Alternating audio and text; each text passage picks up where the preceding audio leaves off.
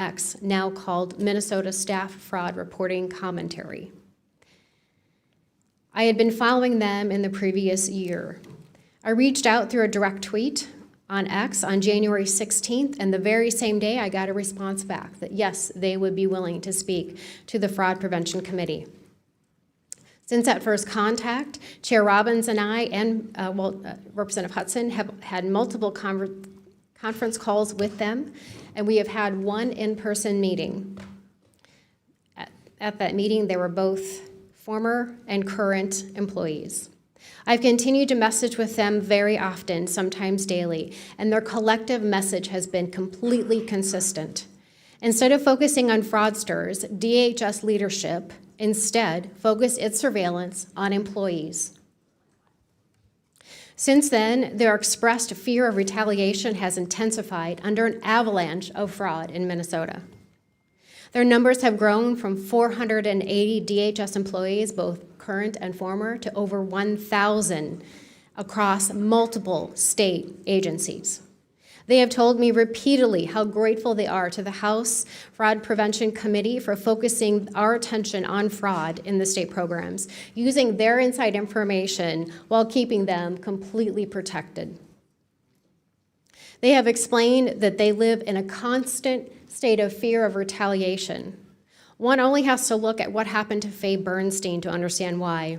In a very recent Newsweek article dated December 13th of 25, Ms. Bernstein, a former compliance specialist, stated, Minnesota DHS functions in the opposite manner as you would think. Employees who suggest improvements or, heaven forbid, report fraud then face significant retaliation. The messenger is shot. In 2019, Bernstein said she alerted Minnesota DHS officials to sloppy contracting practices that were not legally compliant. But it's not what most people would even consider fraud. She says she was later escorted out of the building, faced lengthy investigation, got trespassed from all DHS owned and leased properties, and received involuntary transfer to another state agency. So she says, so today if someone asks me, should I report fraud within DHS, I say no, no, no. It is career suicide plus a whole lot more. So let's talk about that plus a whole lot more. In our face-to-face meetings with a group of whistleblowers, they revealed that retaliation now includes threats of being fired with cause, which means you do not get unemployment insurance in the state of Minnesota,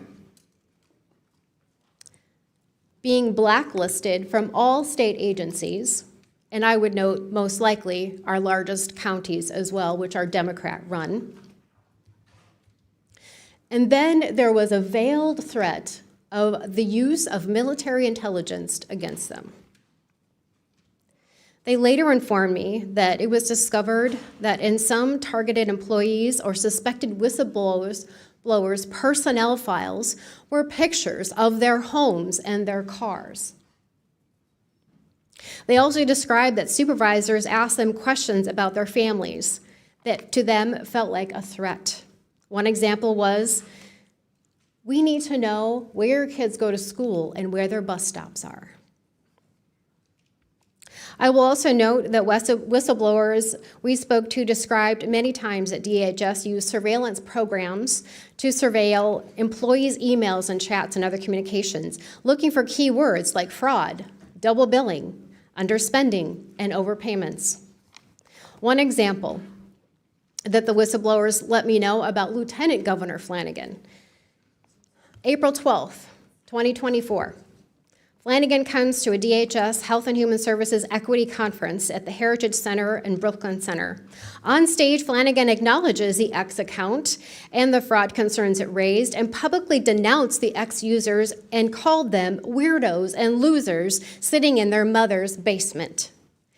This was in a public setting with hundreds of participants and it elicited gasps among the crowd. Thank you, Mr. Chairman. Thank you. I now recognize Mr. Ballou for his opening statement. Thank you. My name is Brennan Ballou. I'm a former federal prosecutor and a native Minnesotan. Like all Minnesotans, like all Americans who have heard this story, I am deeply distressed by the fraud on the state's social service programs. Most notably, in 2022, the Department of Justice indicted 47 people for stealing an estimated $246 million in funds meant to feed children during the COVID-19 pandemic. As late as 2025, 78 people have been indicted as part of the scheme, and 56 have pleaded guilty. More recently, the department has charged over a dozen people for stealing $14 million from a program meant for children with autism, and millions more from a program meant to help disabled Minnesotans maintain stable housing. This is heartbreaking for several reasons. At the most basic level, money meant for the neediest among us, the hungry, the disabled, the destitute, was stolen. I fear that skepticism of Minnesota's social safety net, one of the things that makes the state great, will grow, and it will be harder to fund these programs in the future. And I fear that the actions of a few people will be used to demonize an entire population of Somali and East African Minnesotans who overwhelmingly have made the state more vibrant, more diverse, and more prosperous. I also feared the selective interest in fraud in America, because at the same time that these crimes are rightly being investigated by state and federal authorities, the larger infrastructure for prosecuting fraud and white-collar crime is being dismantled. Let me give you a few examples. In February 2025, the Department of Justice paused enforcement of the Foreign Corrupt Practices Act, which prohibits foreign bribery and criminal violations of the Foreign Agents Registration Act, which, as the name suggests, prohibits acting as a secret agent of a foreign power. Between February and April of last year, the department disbanded its Klepto Capture Task Force, which enforced sanctions against Russian oligarchs, and the National Cryptocurrency Enforcement Team. And last year, the department forced out most of the lawyers of the Public Integrity Section, which prosecutes crimes by government officials, announced plans to dismantle the Tax Division, which prosecutes tax evasion, and shuttered the FBI task force that investigated congressional misconduct. More than just dismantling infrastructure for pursuing violations of the law, the government is, for favored defendants, appearing to enable it. In 2024, the Justice Department indicted Andrew Wiederhorn, the CEO of a casual fast food chain, for allegedly stealing $47 million from his own company. After his business donated $100,000 to the Trump inaugural committee, his case was dropped, and the line-level prosecutor on his case was fired. In 2021, the department sued Boeing for deceiving the government about the software that caused 2 plane crashes, killing 346 people. After donating $1 million to the inaugural committee, Boeing negotiated a favorable deferred prosecution agreement that the judge overseeing the case said, quote, fails to secure the necessary accountability to ensure the safety of the flying public. But he felt compelled by precedent to accept it nevertheless. The examples continue. Banks that contributed to the inaugural committee had litigations against them for violating consumer financial protection laws dropped, and so too did cryptocurrency companies that were investigated and sued by the Securities and Exchange Commission and who contributed to the inaugural committee. Crucially, those crypto companies that did not donate to the committee or other affiliated entities remain defendants of the government. The scale of these frauds involve millions stolen and hundreds killed, and yet they have received a fraction of the attention of the fraud that happened in Minnesota. This concerns me because we are both dismantling our infrastructure for fighting fraud and providing a roadmap for how those fraudsters who are prosecuted can buy their way out of justice. While we need to pursue the fraud we're seeing in Minnesota's social safety programs for all the reasons I said, because it is the weakest among us who are being harmed, we cannot selectively show an interest in fraud.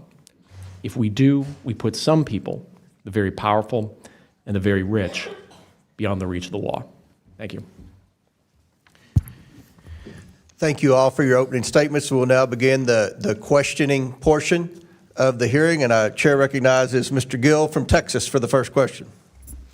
Thank you, Mr. Chairman. Thank you for holding this hearing so expeditiously. We all know this is an important issue, not just in terms of welfare fraud, but also immigration more broadly, so we appreciate it, and thank you for the witnesses for taking the time to come here. I want to start with you, Mr. Balu. Again, thank you for being here. Let me ask you, does large-scale Somali immigration make Minnesota stronger or weaker? Certainly stronger. Certainly stronger. Do you know what percentage of Somali-headed households in Minnesota are on food stamps? No. 54%. Do you know what that number is for native Minnesota-headed households? Well, to be clear, a majority of the... It's 7%. There's a big difference between 54% and 7%, is there not? Excuse me, sir, could I answer the question? Let me move on. We've got a lot of questions here. What percentage of Somali-headed households in Minnesota are on Medicaid? I don't know. It's 73%. Do you know what that number is for Minnesota native households? Again, you're using the phrase Minnesota native households, but the majority... The number is 18%. That's quite an astounding difference. I think we would agree. Can I answer the question, please? Let me ask you one more, and then we can go on to that. What percentage of Somali-headed households are on welfare in general? I don't know. It's 81%. What about, let me just ask you, after 10 years of being in the United States, what percentage of Somali immigrant households continue to be on welfare? I don't know.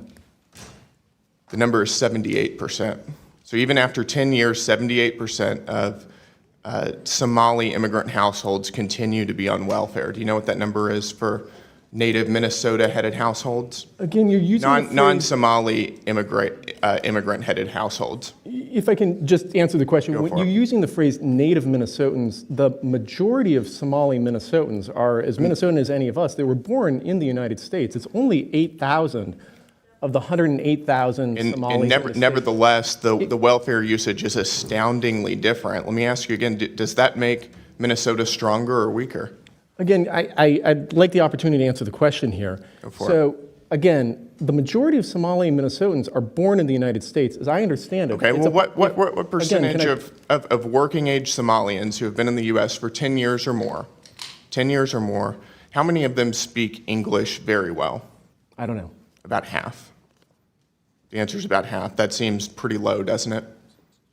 Again, I keep trying to... It doesn't sound like something that makes our country stronger to me, and I think most Americans would agree with me on that. I need to move on. Ms. Robbins, when would you say we concretely knew that widespread welfare fraud was occurring in Minnesota? There have been reports since 2009 from the Office of Legislative Auditor. I would say the credible reports on childcare fraud started surfacing 2011 to 2013. So for over a decade. Yes, sir. When do you think Governor Walz knew about this fraud? From the very beginning. He was running for governor in 2018 when there were prosecutions going on, when there was an OLA report, active cases in the news all the time. And what was the Walz administration's response? They actually did nothing when they got into office, and Lieutenant Governor Peggy Flanagan had been on the committee in the legislature that had hearings on childcare fraud, and when they got into office, they did put $5 million into a little more money, but nothing changed. But nothing. And let me ask you, Mr. Hudson, thank you for being here. Did those who commit this fraud, do they typically vote for Republicans or Democrats, in your opinion?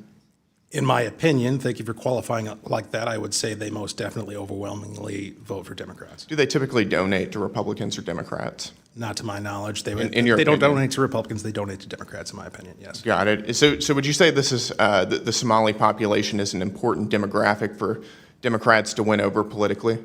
Unquestionably. Got it. And do you think it would have hurt Democrats' political standing with the Somali population to investigate this fraud? Very clearly. Got it. So in other words, you're saying that there was a political incentive to cover up widespread Somali fraud. Is that right? 100%. Got it. Let me ask all three of you. Did the Walz administration and Democrats intentionally, in your opinion, overlook this fraud while it was happening for political gain? I'll start with you, Ms. Robbins. Absolutely. We have credible whistleblower reports that the Department of Human Services administration up to the OIG and the commissioner met with a group called the Minnesota Minority Child Care Association multiple times, and that they were trying to weaken protections. We wanted, right. we had several changes we wanted to do, and they opposed all of them. And Mr. Hudson and Ms. Rarick, and then my time is up. I would agree. Absolutely. The whistleblowers confirm it. Got it. Thank you. Chair now recognizes Ranking Member Garcia. Thank you. I just want to clarify one thing. I just want to just be very clear that a vast majority of those Somali Minnesotans are United States citizens, and Somali Americans have as much right to access those services, or any Somalis, as United States members of Congress. They have the same right to access services, and we're talking about U.S. citizens. Let me also just clarify, Mr. Hudson, you said in your opening remarks that I had said that no fraud exists, and I think you can feel free to run the tape. That's not what I said. What I have been talking about, what's important for us to remember, is that wherever fraud exists, we should take it on, and we should hold folks accountable. And when people commit fraud and people get hurt, there's going to be repercussions, as there should be. We can all agree to that. We want to hold fraudsters accountable. We want to protect the victims and innocent people so that those that can access services can continue to access services across this country. That's how it should work. But we also know that's not how it should work according to President Trump. Now, let's actually talk about real fraud and some fraudsters. Now, we all know that recently, here in Florida, President Trump granted a get-out-of-jail-free pardon to Philip S. Forms. Now, Mr. S. Forms is a nursing home mogul convicted of schemes to defraud Medicare and Medicaid of $1.3 billion. Where is that hearing? This guy just didn't steal from taxpayers. He took advantage of thousands of people, admitting them to nursing homes and living facilities that could not help them. His network of doctors gave out dangerous and harmful treatments and prescribing opioids to drug addicts just to make more money. In 2019, when S. Forms was sentenced, Trump's own DOJ issued a press release that quoted that the man behind one of the biggest healthcare frauds in history will be spending 20 years in prison. 20 years in prison, the DOJ said. Just 14 months later, Donald Trump let him walk free with a pardon. In October of this year, on his 56th birthday, S. Forms was arrested on domestic violence charges. Let's look at another case, another Trump case. Joseph Schwartz, he was sentenced for taking advantage of nursing home residents and workers and defrauding the government of $38 million. Where is that hearing? Schwartz paid lobbyists almost $1 million to secure a pardon from the president, and it worked. In November of this last year, a full and unconditional pardon was granted by President Trump for this enormous amount of fraud. Now let's look at Paul Walzak, a tax cheat whose crimes cost taxpayers almost $1.1 billion, dwarfing what we're talking about today, as he made lavish purchases like a $1 million luxury yacht. Now, Mr. Walzak was supposed to spend 18 months in prison, a fraudster who we want to go after. He should have been held accountable for his crimes. And he was supposed to pay $4.4 million back to the taxpayers. While this pardon application was pending, his mom was invited to a $1 million per person candlelight dinner at Mar-a-Lago with President Trump. She attended, and less than 3 weeks later, her son received a full and unconditional pardon. Now, I'm assuming that our witnesses here today would think this is horrific fraud and would disagree with these pardons. I'd like to do you agree with this pardon? I'd like to begin with our witnesses. Sir, I've not looked at the facts of the case or the law, so I cannot make a statement on that. So you can't make a statement on these pardons. You haven't read anything about them in the news, apparently. These are pardons to criminals and fraudsters that our witnesses clearly have no interest in. Now, in Trump's America, rich people can rip innocent people off whenever they want and get a pardon. And the answer to fraud here is to cut off benefits to innocent people. Most of these folks are innocent people and kids who just need their services. Donald Trump's decision to freeze $10 billion in social services funding to 5 states does not hold criminals accountable. It hurts the very people who are harmed by fraud in the first place. Mr. Ballou, just finally, you are from Minnesota yourself. How are Minnesotans on the ground being hurt by Trump's political retribution crusade? Well, the practical effect is that the pause on payments for child care services and Medicaid services are going to result in hundreds of thousands of the neediest Minnesotans being denied, in some cases, literally life-saving payments. And also, as we've been discussing here, there is a large, of course, immigrant community and a community that makes Minnesota stronger. Can you tell us how innocent people in the Somali community are being directly harmed? Well, you hear about the threats that are happening against the Somali community. You're hearing about the broad demonization that's happening against them in the media generally. I think, I know we're running out of time here, but if you look at the statistics, I believe it's 82 Somali Americans have been indicted so far. Out of 108,000 Somali Minnesotans in the state overall, that's something like a 0.07% criminal rate. When you compare that to 1/3 of all Americans have a criminal record, and I think it's 40% or approximately of white men under the age of 23 have been arrested. I don't think the statistics really compare. Thank you, sir, and I yield back. Without objection, House Majority Whip Emmer, Representatives Finstad, Fishback, and Stauber of Minnesota are waived on the committee for purpose of questioning the witnesses at today's hearing. Without objection, so ordered. Mr. Chairman, Chair I now seek recognizes- recognition to make 2 motions for subpoenas. I was going to recognize the whip, but if you have a motion or state your, I'd like Yeah. to make a motion to subpoena Neville Singham, a U.S. billionaire with reported ties to the CCP that's been funding extremist organizations, fueling division and civil unrest in this country, especially regarding the ICE riots last summer, as well as I'd like to make a motion to subpoena the ADL CEO Jonathan Greenblatt for stifling free speech by listing the phrase America First as hate speech and Turning Point USA as a hate group. a motion has been made. The committee will hold this motion in abeyance until the end of the committee hearing. The committee will now proceed with today's hearing. On a point of order, Mr. Chairman, will we get a written copy of that? Because that was a lot to go through. Okay, yeah, we'll work with Representative Luna and get a copy of Thank you. that. All right. Chair now recognizes Majority Whip from Minnesota, Mr. Emmer. Thank you, Chairman Comer, for holding this important hearing. As I said on Monday, good riddance to Governor Walz, but he cannot escape accountability for the estimated $9 billion in fraud. How did this happen? And where the hell has the Twin Cities media been? The Star Tribune is complicit. They have had this story for years, if you just heard, and they've refused to report anything on it. In fact, they continue to try and cover up. Our Minnesota Republican colleagues have demanded answers and accountability for years, but have seen nothing from Walz, his administration, our Democrat colleagues like Tina Smith, Amy Klobuchar, Ilhan Omar, and Angie Craig, or the worthless Star Tribune. Thank God for President Donald J. Trump for finally bringing attention to this issue.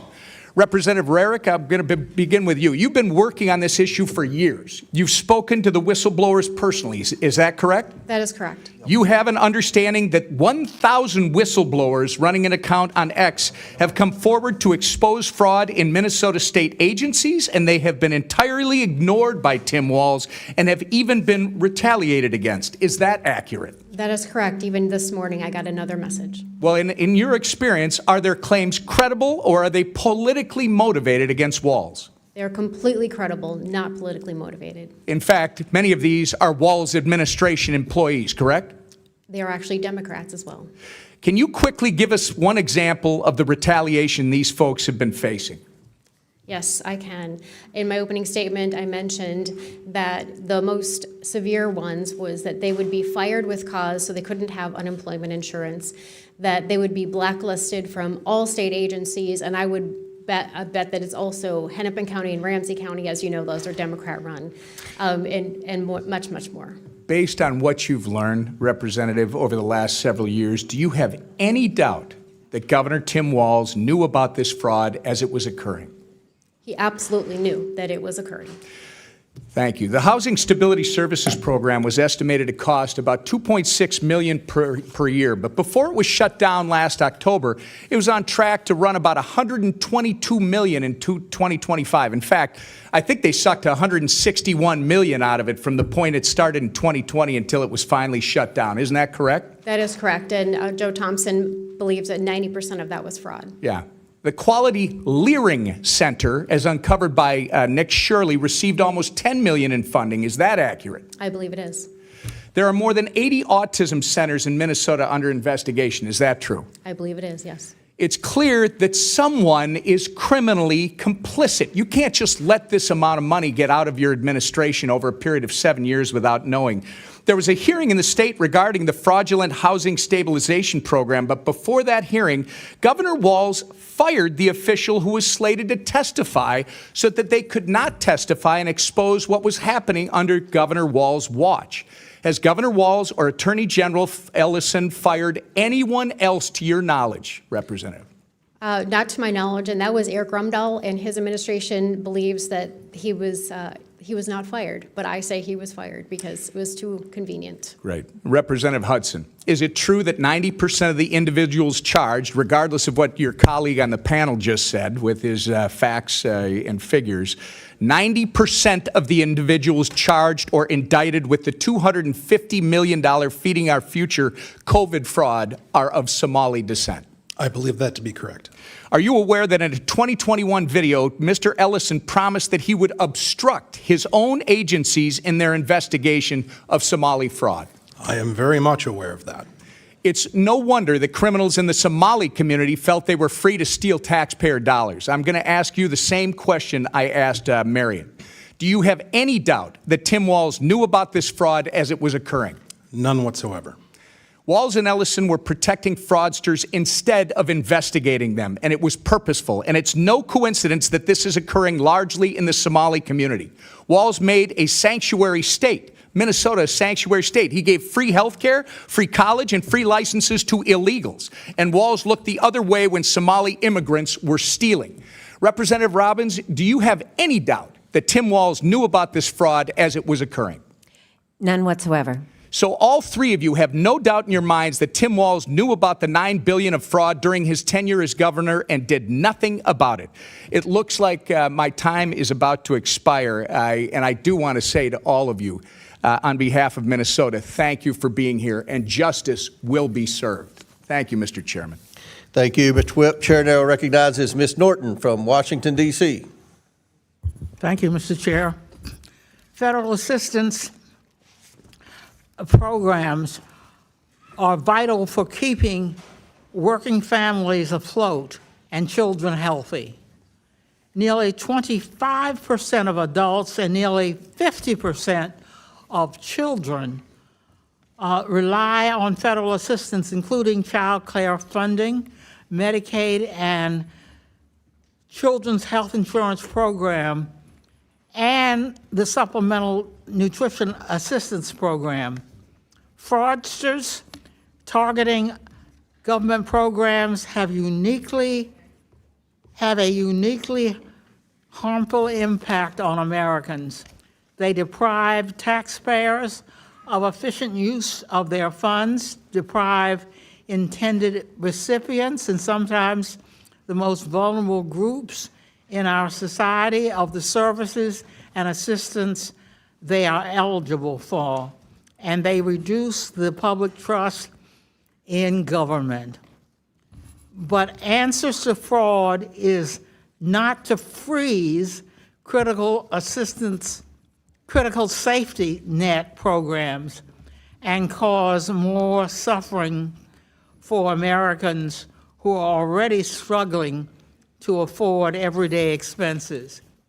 I have worked with my colleagues on the Government Operations Subcommittee on ways that federal agencies can identify and prevent fraud before payments are made. My Oversight Committee Democratic colleagues and I are also proud co-sponsors of Congressional Men's Taxpayer Funds Oversight Accountability Act. This legislation would strengthen the ability of federal agencies to reliably track federal funds, enabling more efficient analysis to identify and stop fraudsters. We can continue to reduce fraud and protect funding from bad actors by empowering oversight bodies like inspectors general and the Government Accountability Office, which are often best equipped to investigate red flags and sound the alarm when there are problems to address. Applying additional safeguards requires a balanced approach that does not pull the rug out from under people, including children, who rely on help these programs provide. Congress must not allow partisan actors to seize on the misdeeds of a few in order to gut the vital programs that provide access to federal health care and special and special health education services, keep American children fed, and keep American parents to work with the knowledge that their children are safe. And I yield back. Gentlelady yields back. Chair now recognizes Mr. Jordan from Ohio. Thank you, Mr. Chairman. Mr. Hudson, who is Salim Saeed and Amy Bach? I recognize those names as defendants in the Feeding Our Future trial. They ran Feeding Our Future, is that right? That's correct. And they've been indicted? That's correct. They've been convicted? That's correct. And they're in jail waiting sentences, is that right? As I understand it. Okay, I want to go back, because earlier with Mr. Gill, you said that they overlooked the fraud. I think it's worse than that. I think they helped it along. I'm going to go to this meeting that took place, or actually I want to go to March 30th, 2021. Is it true back in March of 2021, the Minnesota Department of Education suspended payments to Feeding Our Future, that program? Is that right? I believe that's correct. And then a month later, they resumed payments. That's correct. What caused them to change their mind? In my opinion, what caused them to change their mind was pushback from their constituency within the Somali community who accused the state agencies of being racist. But what caused them to stop it in the first place? Was it whistleblowers coming forward? Was it like this something's not right here? What happened? Apologize for the misunderstanding. The reason they stopped the funds in the first place is because they had credible allegations that there was fraud taking place. From whistleblowers and others. Correct. And just they're doing their job looking, this doesn't make sense. We got all these programs, no one's getting fed, and yet money's going out the door like crazy. So they suspended it. And then they started it back up, right? Was there any threat of a lawsuit from the Somali community and folks affiliated with Feeding Our Future? Mr. Jordan, there was more than a threat. They actually did. They did? And what was the alleged claim in that lawsuit? That they were victims of racial discrimination. as I Oh, recall. they played the race card, huh? All this fraud going on, money going out, and they played the race card.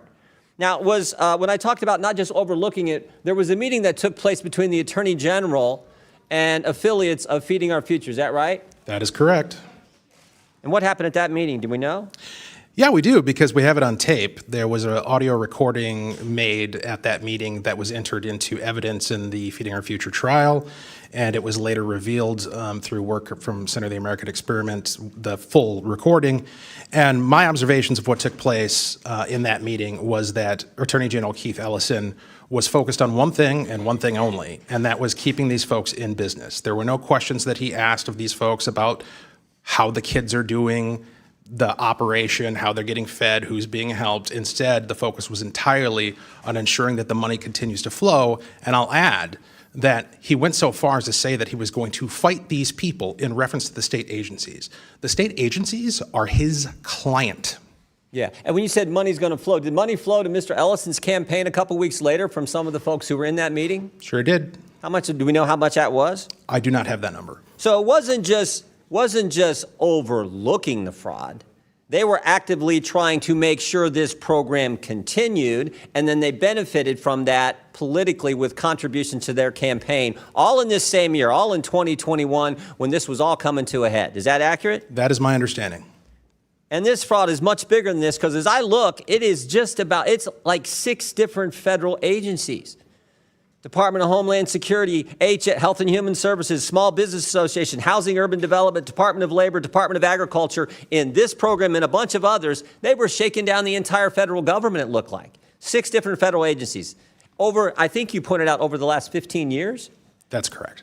And not only are the Democrat administration overlooking it, they're helping it along. They're assisting it. They're going after whistleblowers, as your colleague pointed out.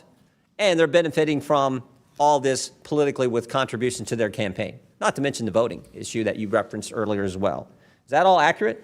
I believe so. Oh, now there's more than 6 agencies involved. There's 6 federal agencies that got shaken down, but there's 2 other agencies involved now, the FBI and the DOJ, right? How many people have been indicted now?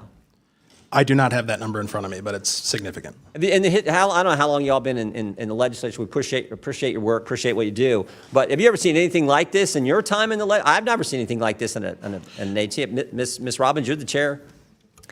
No, sir, we have never seen anything on this scale. It is unbelievable. As Joe Thompson said, it is breathtaking and cannot be overstated. Yeah. Well, God bless you all. Ms. Rankin, or Ms. Rarick, excuse me, I'll give you the last word. Thank you. So I've been there since 2013, and I have been yelled at by Democrats over and over again throughout our time there to say that there is no fraud, this is just made up. Yeah, this is the template. You see this all the time. The left will tell a lie. We're feeding kids when they're not, when they're just shaking down the taxpayer. The left will tell a lie. The media will report the lie or not report when the truth comes out. And then when you tell the truth, they call you racist. It's as old as time. We see it all the time. This is so wrong. God bless you all for coming forward and getting the facts to the people of Minnesota and, more importantly, to the people of this great country. I yield back. Gentleman yields back. Chair recognizes Mr. Lynch from Massachusetts. Thank you, Mr. Chairman. I want to be clear that fraud is unacceptable at any level. However, I did have an opportunity to spend the day with a bunch of my kids in my district at my local Head Start Center in Quincy and the Wahlberg Center. And they actually are able to feed those kids breakfast, lunch, and a snack for $6 a day. And I just want to say from this committee, this investigative committee, if we're really looking for fraud, if we're truly looking for fraud, in addition to all the cases that Mr. Ballou listed, we don't need to go far. I can even suggest the address, 1600 Pennsylvania Ave. If we're looking for fraud in this country, that's a great place to start. That's a gold mine for looking for fraud. And I'll just give one example. You know, you don't have to go back in time very far to see a great example of the fraud that's been put upon this country. Last month, President Trump put his name on the John F. Kennedy Center for the Performing Arts. For those of you who are too young to remember, JFK was a war hero from my state. He was an Irish Catholic, first Catholic elected president. Fought a lot of bigotry during his time trying to become president. He actually stood up to the Russians. But he was a war hero, a decorated war hero. He's the only United States president who ever have received the Purple Heart. He also received the Medal of Valor from the Navy and the Marine Corps because during World War II, he was commanding a PT boat, PT 109. His vessel was struck by a destroyer in the South Pacific. And he actually risked his life to save his crew members. And after he was assassinated, LBJ, Lyndon Baines Johnson, his successor, and the United States Congress at that time recognized his service and sacrifice to this country by naming the Performing Arts Center after him. He had raised most of the money to build that center, he and Jacqueline Kennedy. And it is shameful. It is a case of stolen valor for this president to put his name above the name of John F. Kennedy. That is a fraud being perpetrated on this country right now. And if we're really interested in rooting out fraud, how about starting right there? I have legislation that will take Trump's name off that building and restore it. You know, Congress acknowledged Kennedy's service and sacrifice to our country. He sacrificed everything for this country. And yet, we have allowed this to happen. And we have allowed that fraud, that valor to be stolen from John F. Kennedy. It's wrong. It is wrong.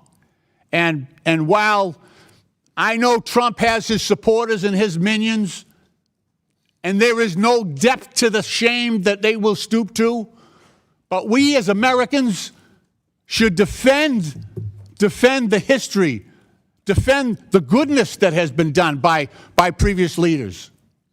It's ironic that Jacqueline Kennedy actually established the White House Historical Society, and she did so in a manner that she said we should honor every president within the White House, regardless of party.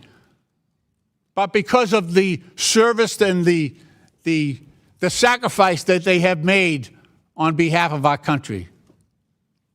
That's a much different sentiment that is held at the White House today when you see the shameful plaques that have been put up by this president denigrating previous presidents and their service to this country. So I hope my colleagues will join me in that legislation to restore the John F. Kennedy Center for the Performing Arts and eliminate this fraud, glaring fraud that's being perpetrated on the American people. Mr. Chairman, I yield back. Chair now recognizes Byron Donalds from the great state of Florida. Thank you, Chairman.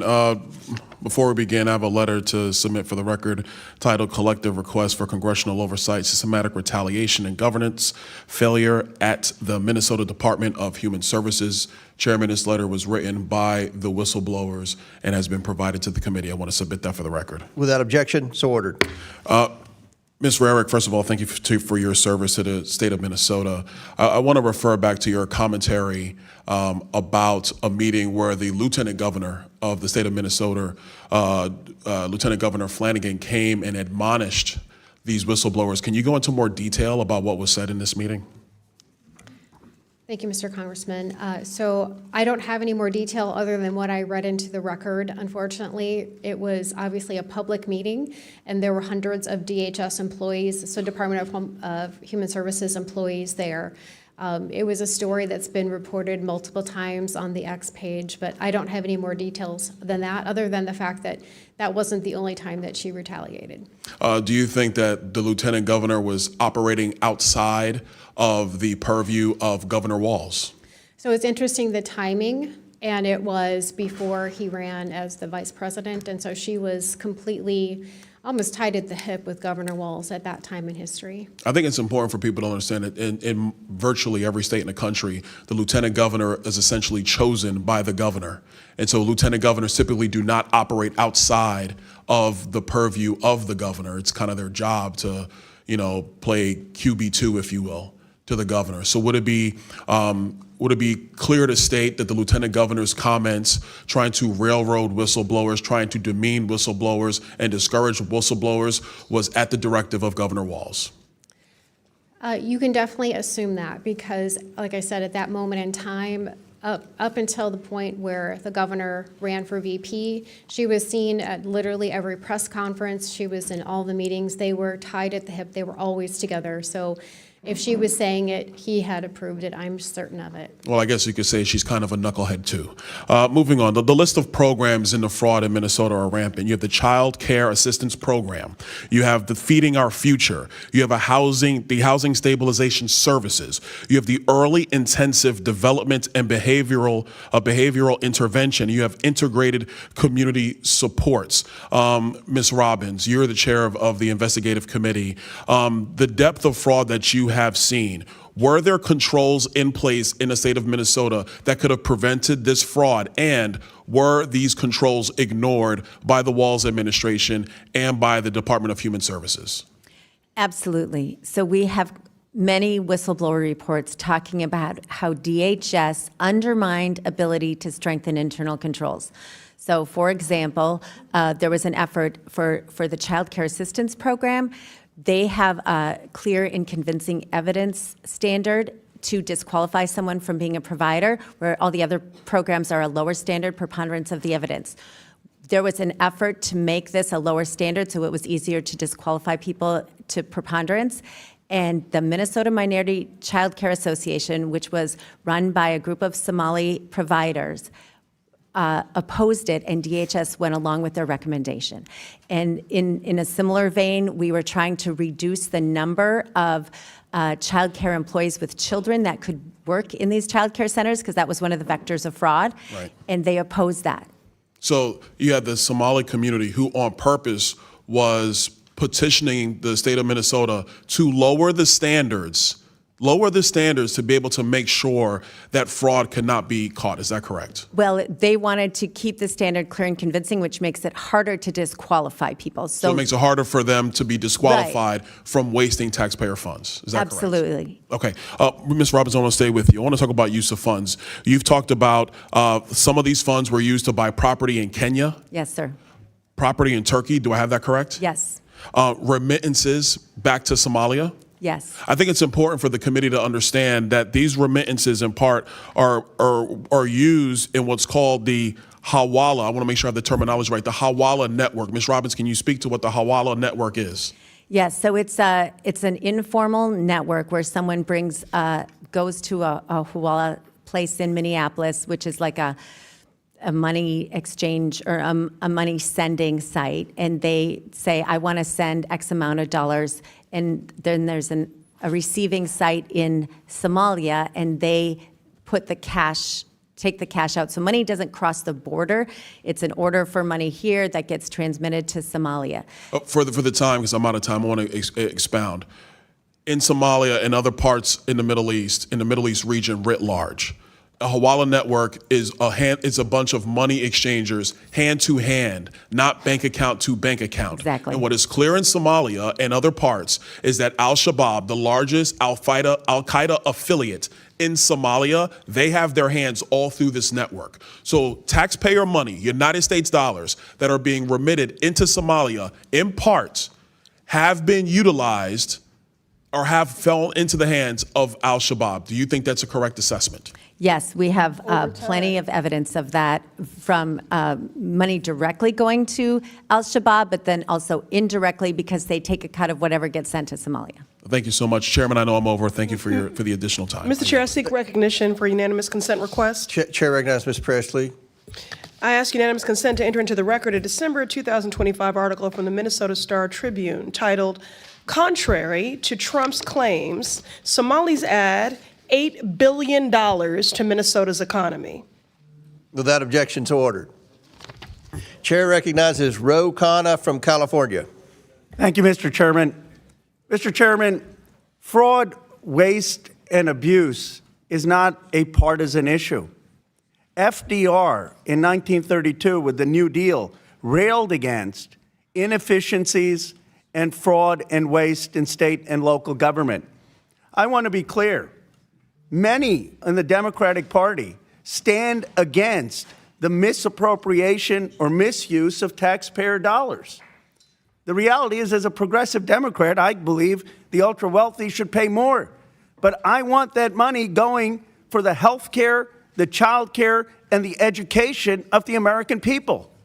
It offends me if there is waste or fraud in any of our states.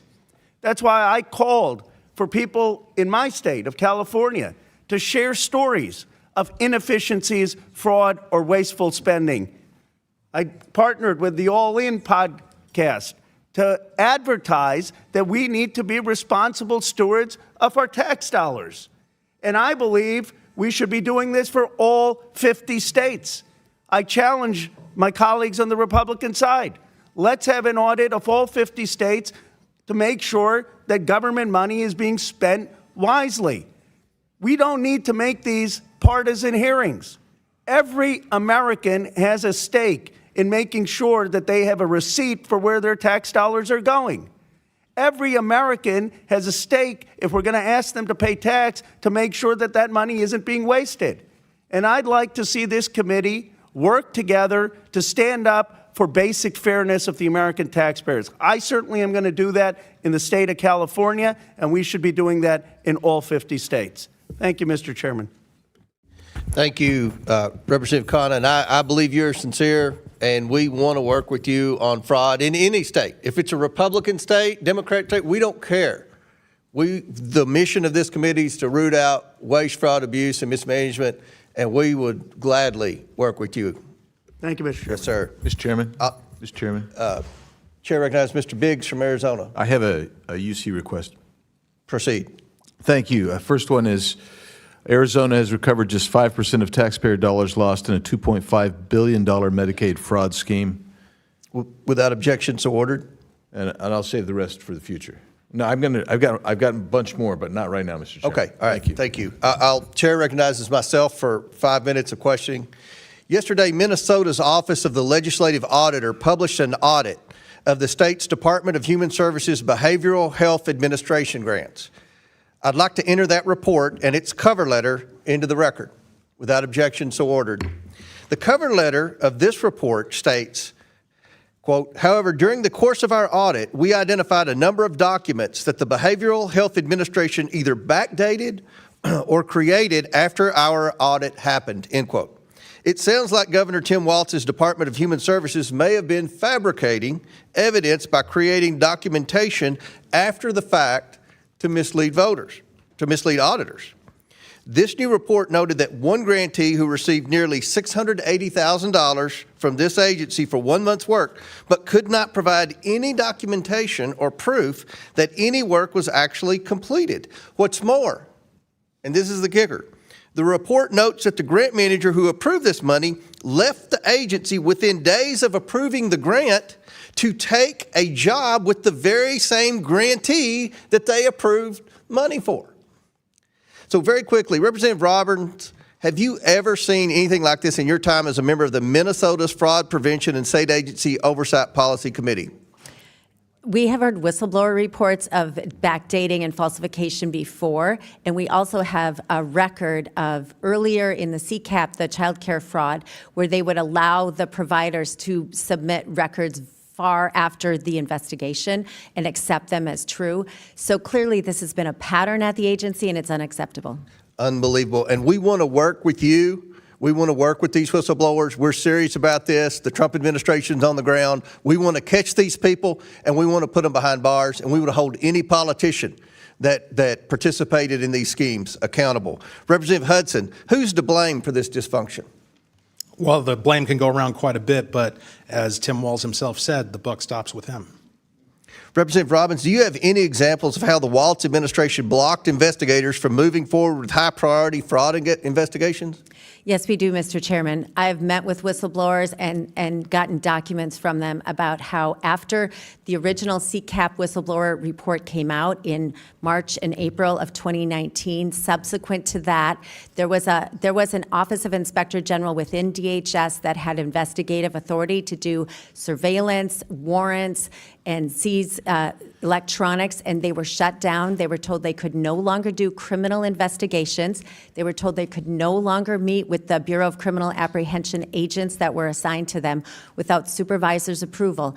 And instead, when they found one of the other members talked about how they changed the language. They went from calling it fraud to calling it overbilling. And they created an overbilling committee to all the investigative agents now couldn't do criminal investigations, and they had to flag issues of overbilling, and then a committee would decide if any of that overbilling would be recouped. Committee appointed by Walz? No, appointed within DHS. Oh, appointed by the own bureaucracy. Yes, so they shut down criminal investigations. They created a committee to call it overbilling and decide if overbilling investigations would even try to recoup the money. This is evidence that Tim Walz interfered with investigators who knew there was fraud. The rumors of fraud have been taking place. I've been hearing them for a decade, and yet he interfered to try to obstruct their investigation of fraud.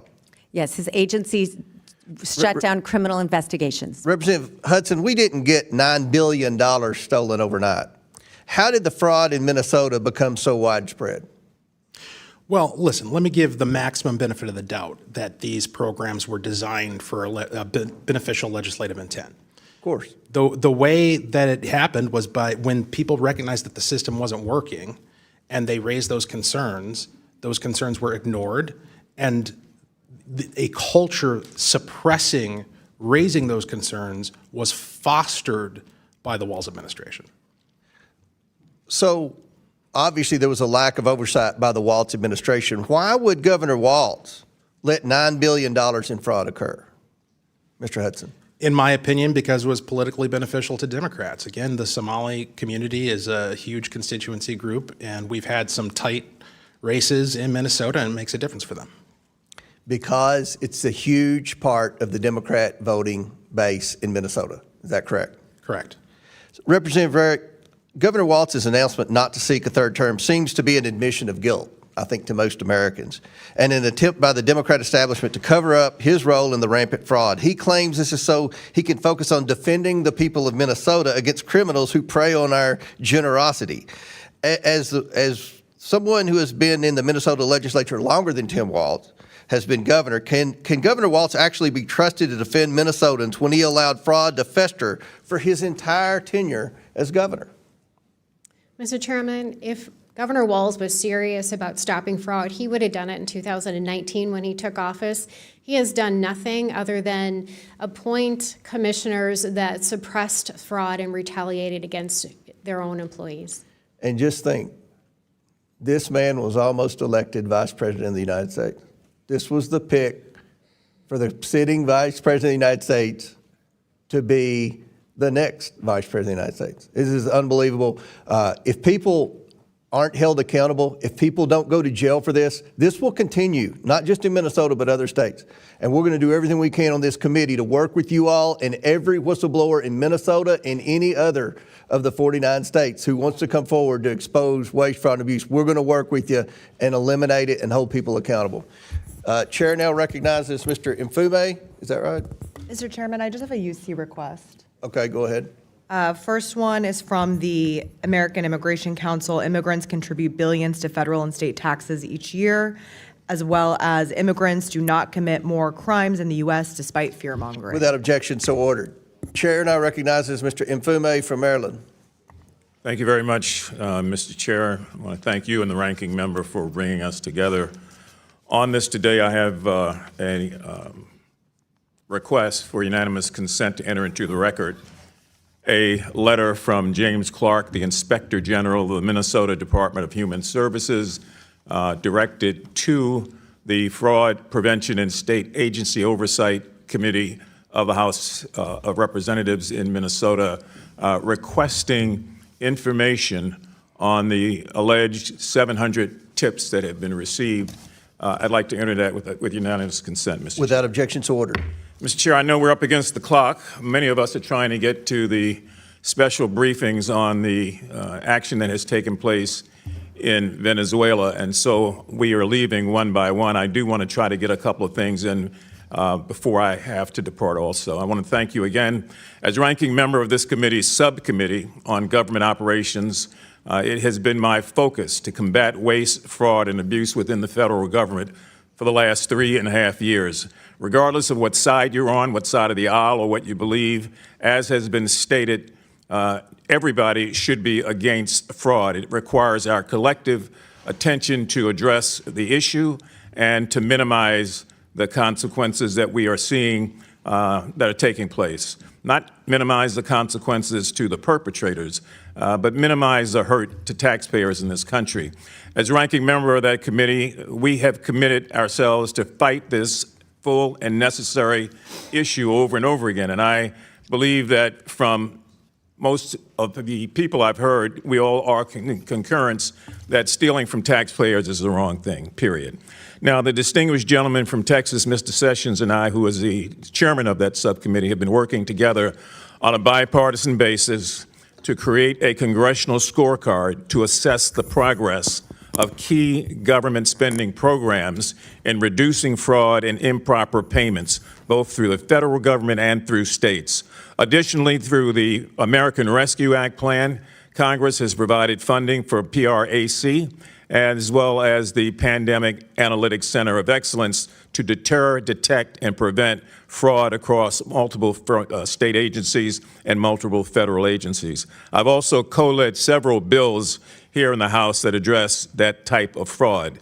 Congress should defend these programs that seek to find a way to root out this problem, and we need to do that in a bipartisan, nonpartisan way.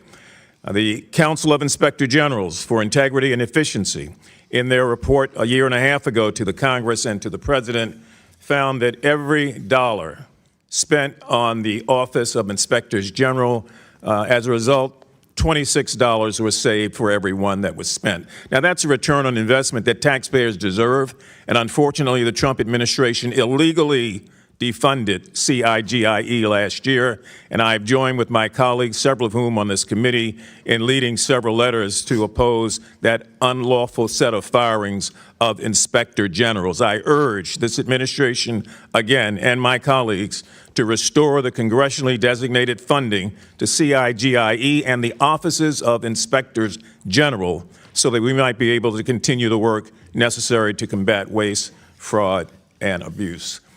Before I yield, I want to thank Mr. O'Connor for his comments that this issue should be nonpartisan, that when we make it something other than that, we take away from our ability to bring about change, and we, in some sort of way, chip away at the sort of belief that the public has that we are really serious about doing something here.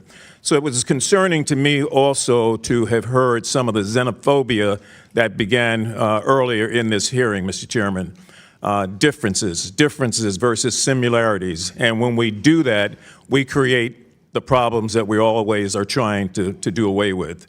Asking witnesses to give their opinion of Somalis as a general group of Americans. Asking witnesses their opinion. Do you think they vote for Democrats? Do you think they just give money to Democrats? Asking their opinion. What is your opinion of Somalians?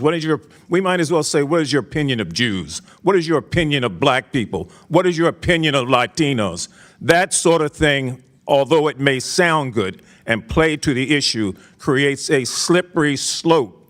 I want to caution people, a slippery slope. We heard earlier that of over 100,000 Somalis in this country, 87 were indicted in Minnesota. That comes out to 0.087%. Those sort of things create, I think, the disbelief that a lot of people have that we're about doing the business that we ought to do, and it gets back to the point that the gentleman from California raised, that we've got to find a way to keep this from being partisan and to keep it from being subjective. I would yield back, Mr. Chair. Gentlemen, you're right. Chair recognizes Mr. Biggs before I go to Mr. Crane. Mr. Biggs, you have a UC? Yes, sir. First one is Tim Walz claims he fired people amid fraud scandals but won't name names. Next one, Walz appointees failed to stop rampant Minnesota fraud. Next one, exclusive DHS insider claims systemic issues in addressing fraud. Next one, here's what the Trump administration is doing to crush Minnesota's fraud epidemic. Next one, Minnesota Fraud Committee Chair claims Walz turned a blind eye to fraud warnings for years, and I'll yield back. Without objection, so ordered. Chair recognizes the gentleman from Arizona, Mr. Crane, for 5 minutes. Thank you, Mr. Chairman. Grateful to have elected officials from Minnesota here today who can provide more intimate information regarding this mind-blowing fraud coming from the Somali community in Minnesota. According to Assistant U.S. Attorney Joe Thompson, there is an estimated $9 billion or more in fraud. Many obviously believe that this is just the tip of the iceberg. I want to thank and acknowledge the independent reporters Nick Shirley and Dave Hawk who broke this story wide open. Today I'm introducing a bill to award Nick Shirley with the Congressional Medal for his explosive work in exposing astronomical fraud in Minnesota. And the reason I'm doing this is because the American people are sick and tired of this, and they're sick and tired of mainstream media not covering any of it. The biggest question that most Americans, however, have is this: is this incompetence at the executive level with the governor and attorney general? Are they involved and complicit? I'm going to start with you, Ms. Robbins. Thank you, sir. My understanding is that they were certainly aware of the fraud and they did nothing to stop it. And there were plenty of opportunities. And their commissioners and their agencies also undermined efforts to tighten internal controls. And according to Ms. Rarick, I believe you said that they were actually going after whistleblowers to suppress the expose of this fraud. Is that correct? That is what the whistleblowers have said repeatedly. Thank you. One thing that is so alarming is the reporting that many of these fraudulent companies are then donating the stolen money back to the same Democrats that are protecting them and advocate for these very programs. Is that correct, Mr. Hudson? I would agree with that statement. Well, we just had one of my Democrat colleagues said these are just opinions. Do you know, are these guys donating money back to Democrats? Yes, they are. I'd like to enter into the record, Mr. Chairman, an article from Breitbart News saying with the title being Database Searches Show Somali Fraudsters Funding Democrat Politicians. So these aren't opinions. Without objection. There's actually reporting on this. Are you guys aware? You guys are elected officials in Minnesota, right? Are you guys aware of the reporting that some of the stolen money is getting funneled back to the Islamic terror group Al-Shabaab in Somalia? Mr. Robbins? Yes, sir. And we have evidence of it going back as far as 2012, where a man was convicted of sending $21,000 to Al-Shabaab. In 2011, 2 Minnesota women were convicted of sending money to different groups. Someone else, we have multiple references of how the Al-Shabaab takes a cut when the money gets to Somalia through the Hawala network. So I think there's ample evidence on this and federal convictions.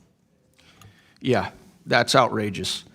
Obviously, one of the biggest reasons so many Americans are outraged by this massive exposure is because we generously and often foolishly allow immigrants and people into our country, and then they rob the American people blind while our debt skyrockets and the American people struggle to make ends meet. Are you guys hearing from your constituents the same outrage that I'm hearing from mine about this issue? Minnesotans are fed up.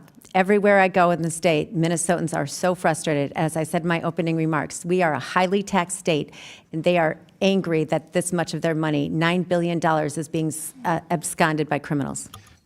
Mr. Hudson, are you just hearing from Republicans on this, or are Democrat constituents like, oh my God, I'm struggling to put my kids in school, struggling to make ends meet, and my tax dollars are being robbed by people, and then they're sending it all over the place, and this is complete fraud. What is going on, and why hasn't anything been done about it? I'll give you a personal example. So my family, my in-laws in particular, are politically diverse. A lot of them vote for Democrats, and they're fairly apolitical. They're not like me, all plugged in. And so I kind of use them as a bellwether for what the people are thinking. Across the board, everybody is upset about this fraud.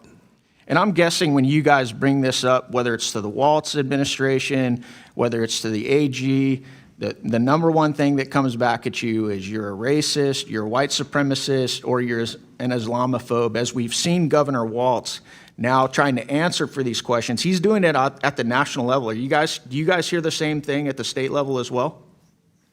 Yes, absolutely. They always pivot to the divisive. As I stated in my opening statement, it's diversion, right? We're going to talk about personalities. We're going to talk about partisan politics. We're going to find some way to get people yelling at each other rather than looking at the problem. Or, like you've heard my colleagues do on this panel, it's Donald Trump, baby. Yep. It's all about Donald Trump, right? The old pivot. We're not going to talk about what's going on in Somalia and not going to talk about what's going on in Minnesota with this massive fraud scandal. We're going to talk about Donald Trump. With my remaining seconds, can we play the video I have, Mr. Chairman?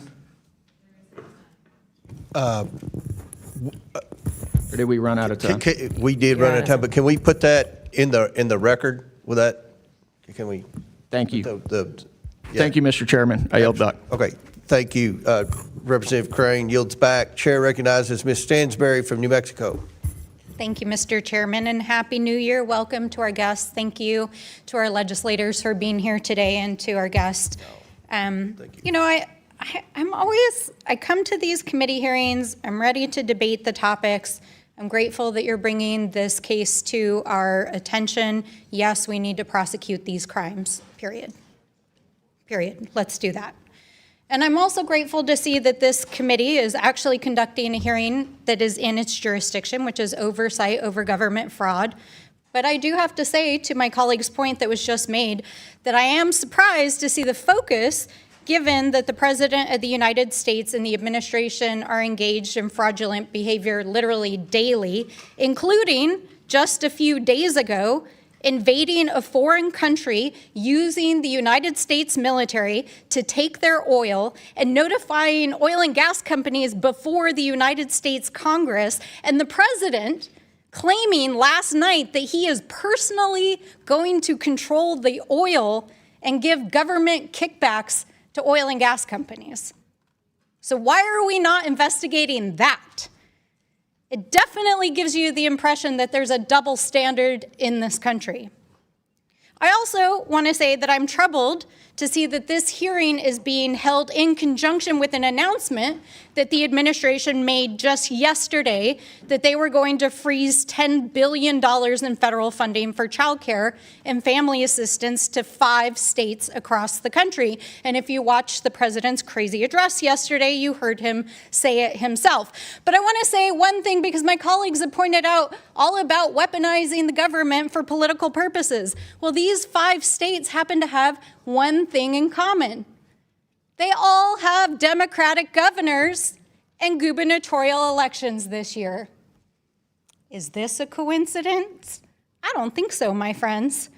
And this, of course, comes after weeks of viral videos from a young man YouTuber who was literally creeping around daycares by himself, making claims about fraud that were not there. And then the vice president and the FBI director were retweeting these videos without even verifying if they were true, unleashing a furor of anti-immigrant and anti-Somali hate across the country, wherein thousands of Somali people got targeted and harassed, including by the President of the United States, who literally used his platform as the President of the United States to call an entire community garbage. He literally said that.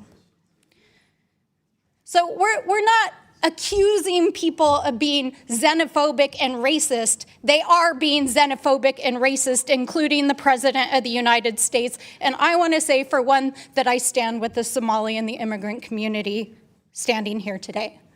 But there's a bigger policy point here, which is that this is being used as a politically expedient moment to take away the immigration status of Somalis in the United States as part of the mass deportation plan of this administration. And it is also being used by the 2025ers in this administration to freeze critical programs that we know low-income families depend on, and which they call part of the woke agenda. This is part of a larger effort to defund these programs, as we are seeing across these 5 states. So I think it's important to pull back the curtain a little bit about what is actually going on in this hearing and its coordination with the administration, that this is about, 1, demonizing political opponents in Democratic states during a major election cycle. 2, it's about demonizing the immigrant community to support cruel and illegal mass deportation policies. And 3, it's about demonizing poor people and struggling families to justify taking away the basic programs that are helping them survive in this country. So I want to just close out by saying that I grew up in a low-income family. Many of you have heard my story before. But as I woke up to the news that the president was freezing child care funding to these 5 states, I had to think about the millions of families that would be impacted by it. I think about my own mom, a single mom, just barely struggling to get by, working multiple jobs. These programs are a lifeline. They make it possible for people like me to ultimately have a pathway to success. And you all are sitting here running legislation on shower heads while millions of Americans' health insurance is expiring, while millions of Americans can't even put food on the table right now. And you're over here parading around state officials, demonizing immigrants, talking about cutting basic programs, and you're passing legislation to redefine shower heads in Congress while the President of the United States is illegally invading foreign countries. Order. Gentlelady's time's So expired. I find it appalling. Order. Gentlelady's time's expired. Chair recognizes Dr. Fox from North Carolina. Oh, Have you before request? Chair recognizes Mr. Biggs from Arizona. Thank you, Mr. Chairman. I have UC requests. First one, HHS freezes child care payments to Minnesota after massive fraud alleged. Next one, Minnesota's Quality Leering Center fixes sign at address still misspelled. Minnesota made it easier to get into daycare business. Trump's deputies freeze child care payments to Minnesota amid alleged Somali fraud. Jonathan Turley explains why feds can dig deep into Somali scammer special. Without objection, so ordered. Chair recognizes Mr. Gill. Got another UC request, an article from City Journal, quote, "The largest funder of al-Shabaab is the Minnesota taxpayer." Without objection, so ordered. And I believe, Mr. Fallon, you have a request? Yes, Mr. Chairman, I'd like to enter into the record an article by the Center of American Experiment, Feeding Our Future, Keith Ellison, caught on tape. Without objection, so ordered. Chair now recognizes Dr. Fox from North Carolina. Thank you, Mr. Chairman, and I thank our witnesses for being here today.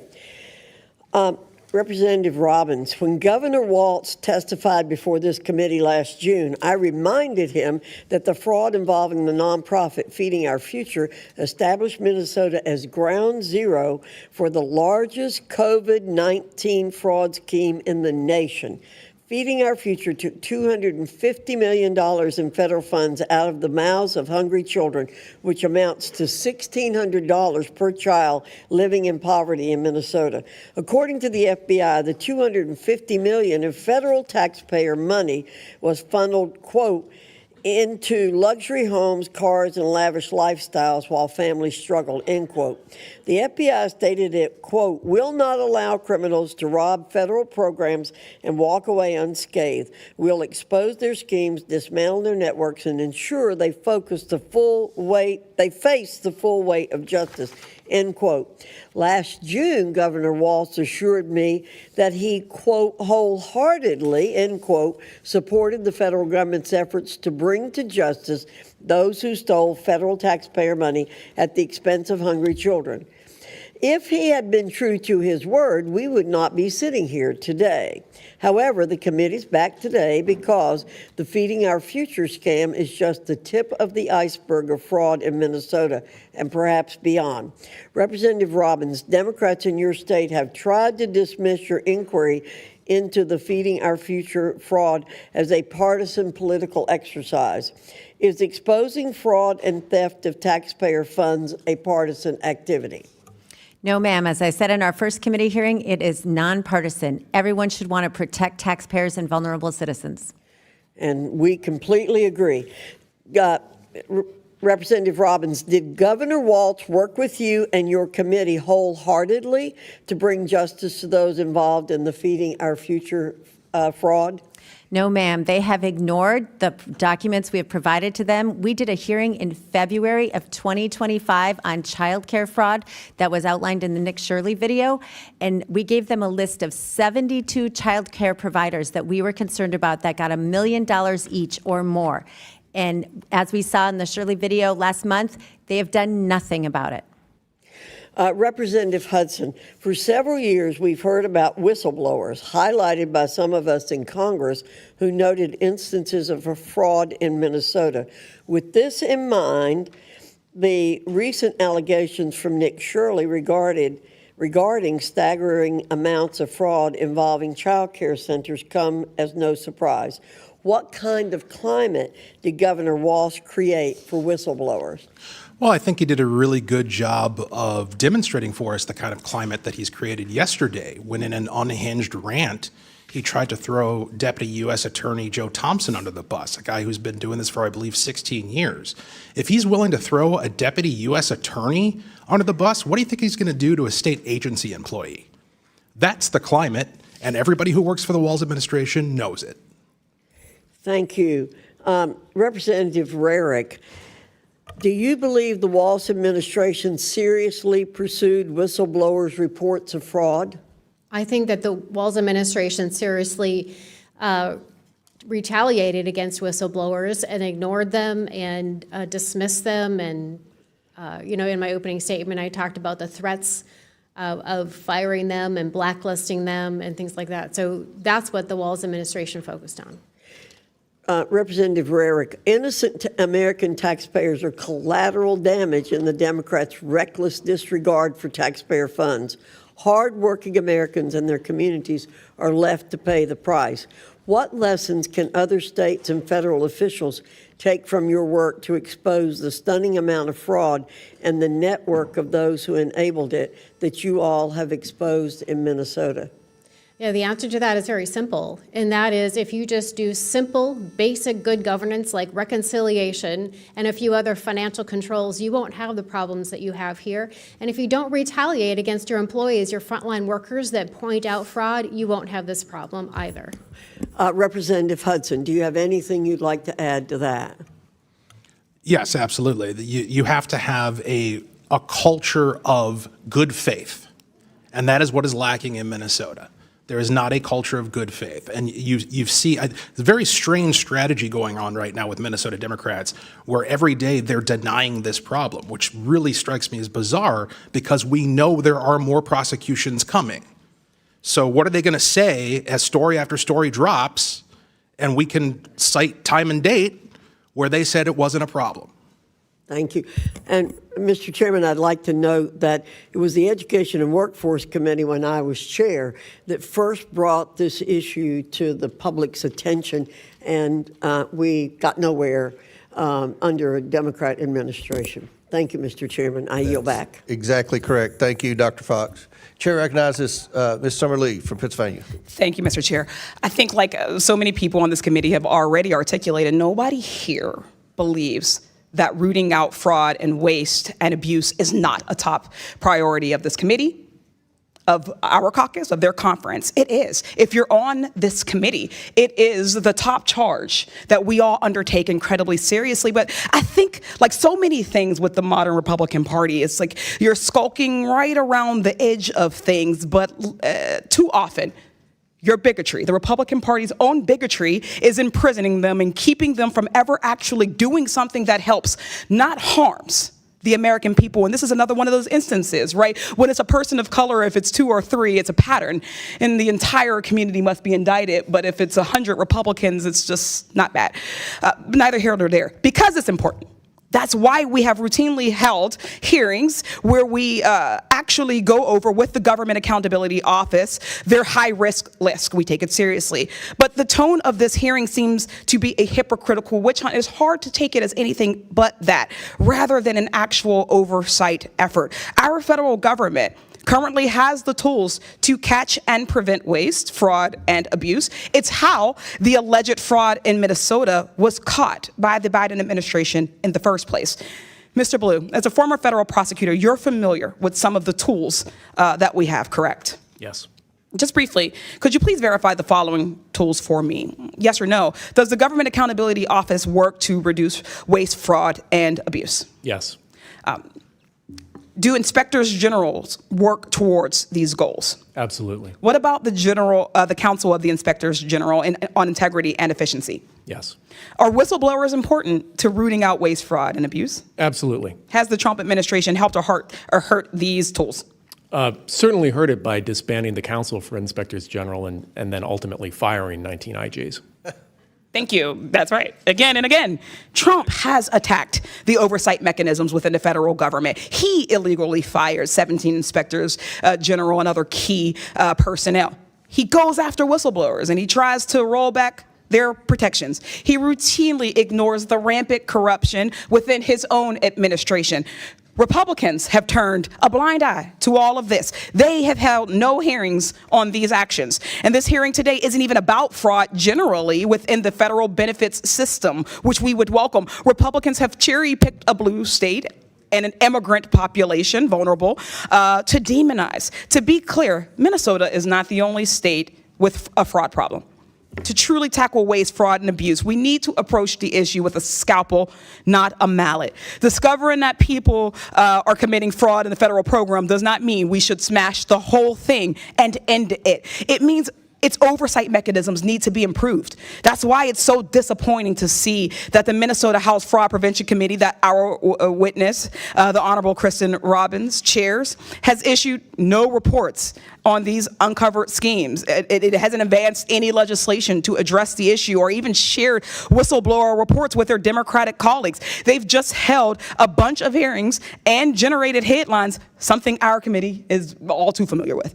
This hearing is not an effort by Republicans to improve social service programs. It's an excuse to end them and to punish Democratic-led states. This has always been the plan. It's why a Republican so-called big, beautiful bill is estimated to cut more than $1 trillion from Medicaid and CHIP benefits and cut SNAP for 40 million people, the very children or folks with disabilities who were mentioned in the opening statements. Trump has also already taken advantage of the situation in Minnesota. After a YouTuber harassed and posted unsubstantiated claims of fraud against child care centers, HHS froze child care funding to Minnesota, which would affect more than 23,000 children. Just yesterday, Trump also froze approximately $10 billion in funding for programs supporting child care, social services, grants, and cash assistance in not only Minnesota, but in other Democratic-led states of California, Colorado, New York, and Illinois. No matter what party we're elected to, we represent the people of our district, Democrat or Republican. We represent as the federal government all people of all states, irrespective of how they voted. That's the charge that I took, and I would like and hope that you all would do the same. When so many of these social service programs are being gutted and defunded, fraud becomes even more harmful, as that means even less money is going to people who need it. People need these programs. This situation should be an opportunity to take a deep look at the programs and improve their oversight abilities, not an excuse to cut them entirely. If we care about the most vulnerable, if we care about the most marginalized, this is an opportunity to do so, and I welcome us to actually do that one day. Thanks, I yield back.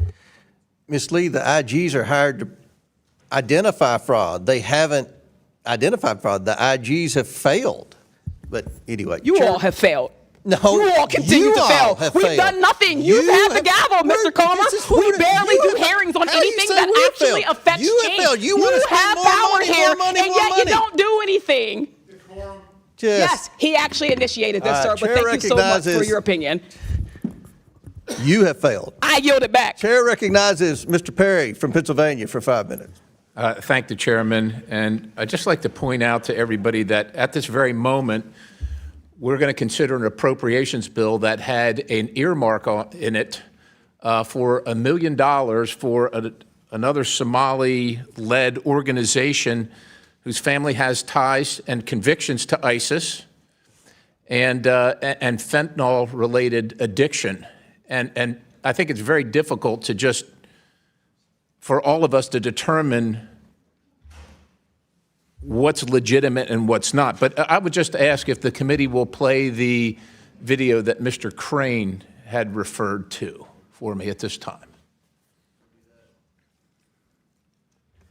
Can you stop the, okay, go ahead.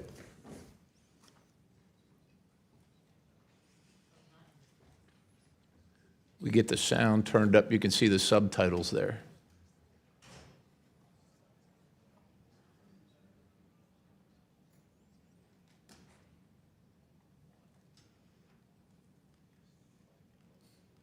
If you'll notice the campaign contribution at the bottom for $4,700,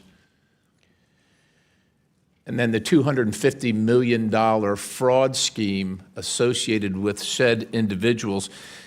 Listen, ladies and gentlemen, it's not me calling out one community or another, one individual, representative or another. It's fraud. Representative Robbins, Hudson, and Rarick, thanks for your service. I know it's difficult, and you're operating in difficult circumstances where it doesn't sound like you got a lot of support. And I imagine that as Ms. Robbins, Representative Robbins, you're the chair of the Oversight Policy Committee. Is that right? Yes, sir. Yeah, I imagine at the state level you don't quite have the resources you need to track down all this stuff. This federal jury found that Feeding Our Future mastermind and co-defendant, and also the contributor to one of your representatives from your state, one of our colleagues here, $4,700 for a $250 million pandemic fraud scheme. Like, you don't probably have the resources to find that kind of stuff. It's massive, right? And I suspect, as someone who, you know, you serve at the pleasure of your constituents who want to see you elected and contribute to you, a $4,700 campaign contribution for a $250 million of, I guess, spending at the federal level is a pretty good investment for people. we're not here to pick on anybody, but I will tell you, I think the American people are particularly affronted when their goodwill is returned by stealing their hard-earned money. I just want to, if you can comment on that particular case, this Feeding Our Future, and the fact that these folks pled guilty to $250 million, and then connections to the political operation in your state, which is dismantling your state. Thank you, sir. Yes, so this is the big problem. There's a network of people who have been politically supporting the Democrats, who have also been contributing to them, and who have been involved in multiple schemes. So a woman who is in this child care group, the Minnesota Minority Child Care Association, Ikram Muhammad, she was later indicted in the Feeding Our Future scandal, as was her brother and her mother, and I believe a sister. And so it's a network that functions in our state that we have to get a handle on. And then one of the people indicted in that case for Feeding Our Future for money laundering $1.1 million, then they used that same company, shell company they did the money laundering with, to buy property for an assisted living facility after they were indicted. And then his wife has a company getting millions of dollars from the state to provide services to the assisted living facility bought by his shell company he's already been indicted for. They do not shut off the spigot. So that's the problem. This is completely outrageous, obviously. I'm not an attorney. Are any one of you three attorneys? Are you? So, yes, sir. You said, Representative Robbins, that you informed the governor of these things. That's what you said, right? That's your testimony here today. Yes, sir. I did a hearing on it, and I brought charts and laid out the roadmap. So there are crimes of commission and crimes of omission. So if the governor didn't actively be involved in this fraud, that would be a crime of commission. But if he knew about it and didn't do anything about it, would you consider that a crime of omission? Yes, sir. And what should be done about crimes of omission regarding taxpayer funds? So they should be prosecuted. And as you said, we don't have a lot of resources on our committee. As legislators, we don't have access to bank records, health records, the state payment system. So when we get credible allegations of fraud, we bring it to the U.S. Attorney and the Office of Legislative Auditor, because they can get access to those records and then bring the prosecutions criminally. Thank you, Chair. I yield. Mr. Chairman. Before I go to Ms. Randall, Chair recognizes Mr. Biggs for UC. Thank you, Mr. Chairman. Number one, Washington Post calls for welfare reform after Minnesota fraud scandal. Exclusive. Treasury and House panel launch probes into Tim Walz's handling of $1 billion of food aid fraud. Additionally, referring to the earmark that Mr. Perry just referred to. Additionally, the Somali fraud scandal gave Trump a kill switch. What happens if he doesn't use it? Resurfaced video shows how Somali scammers use daycare centers to scam the state. Scrutinizing SNAP will help ensure the neediest get food stamps. Masterclass. A.G. Hamilton schools WAPO hack playing race card to defend Somali fraud ring in Minnesota. Tim Walz was brought down by a scandal hiding in plain sight. Unearthed surveillance video shows parents allegedly helping with fraud. I yield back, Mr. Chairman.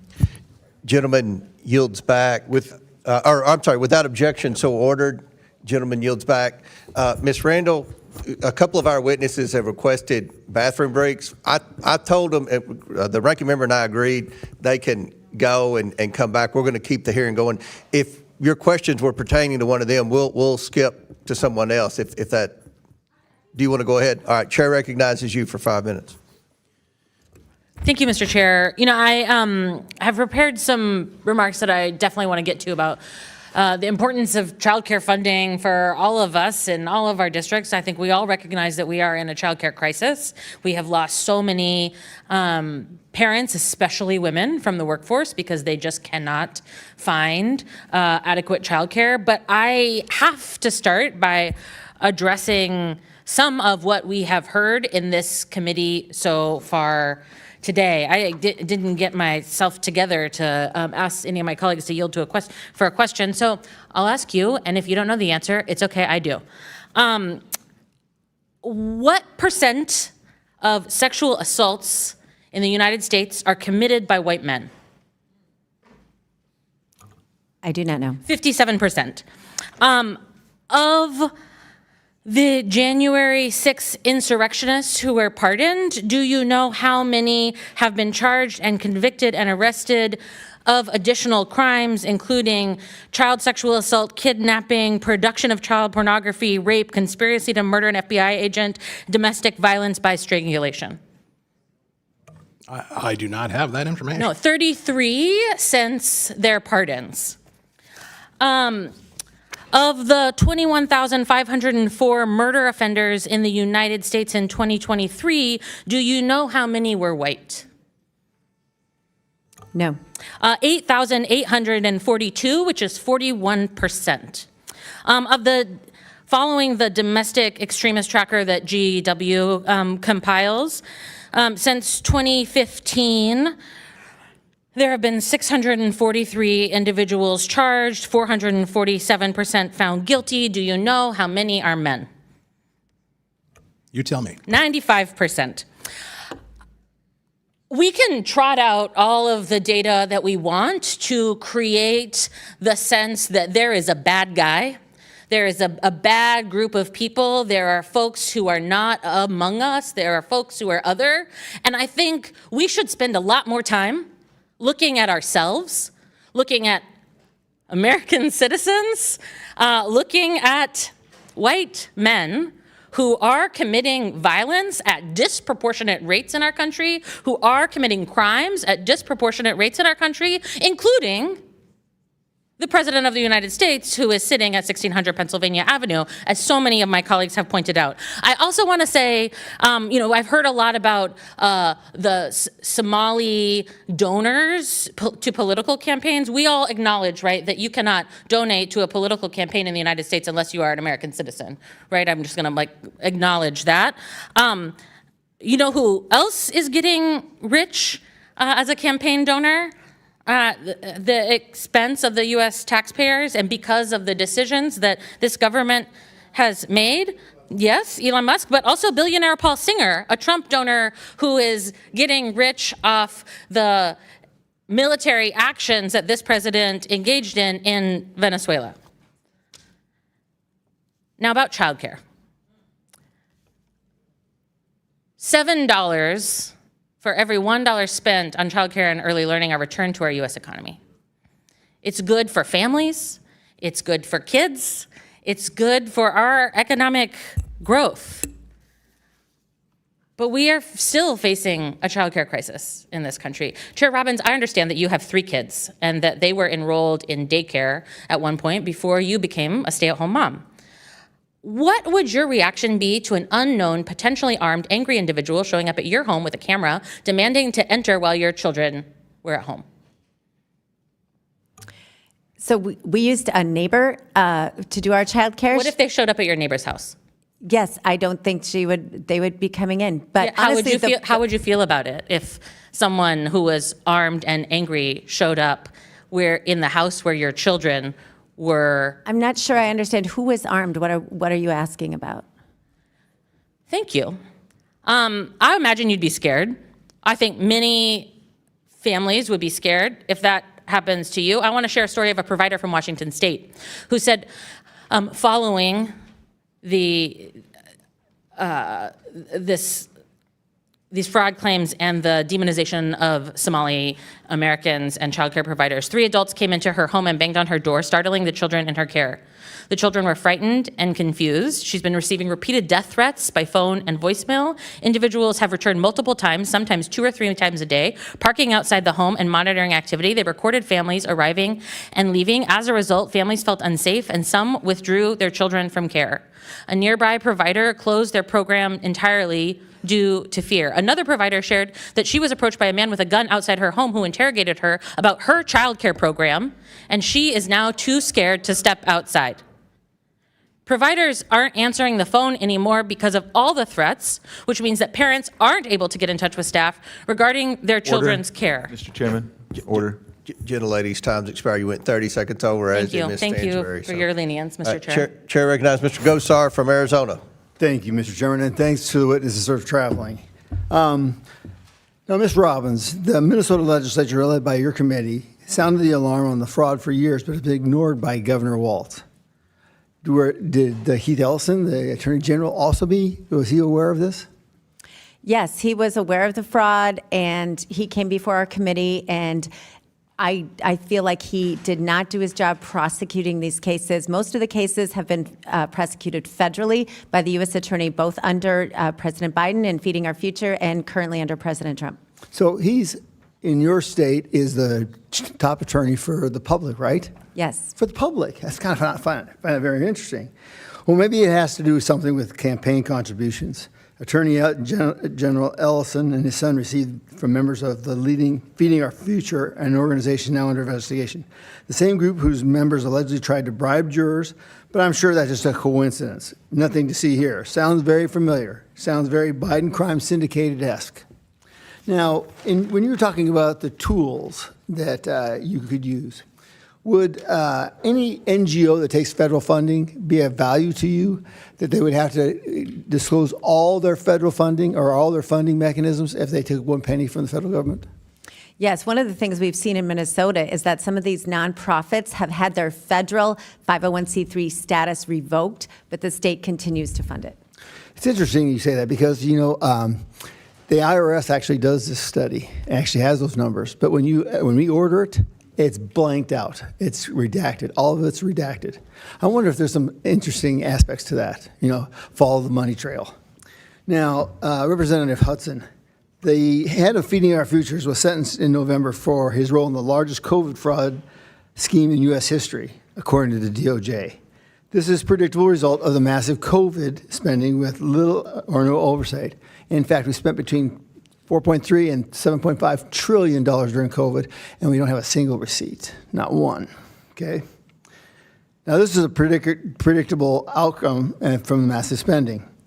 Whether it's expanded COVID tax credits under the so-called Affordable Care Act or the programs like the massive or Minnesota HHS initiative with a no enrollment cap. Unfortunately, there are plenty of similar federal programs right here in Washington, D.C. My question for you is, in your experience, what failures make government funding streams particularly susceptible to fraud? Well, as I outlined in my opening statement and my written testimony, basically we're spending far more money than we have the operational capacity to monitor.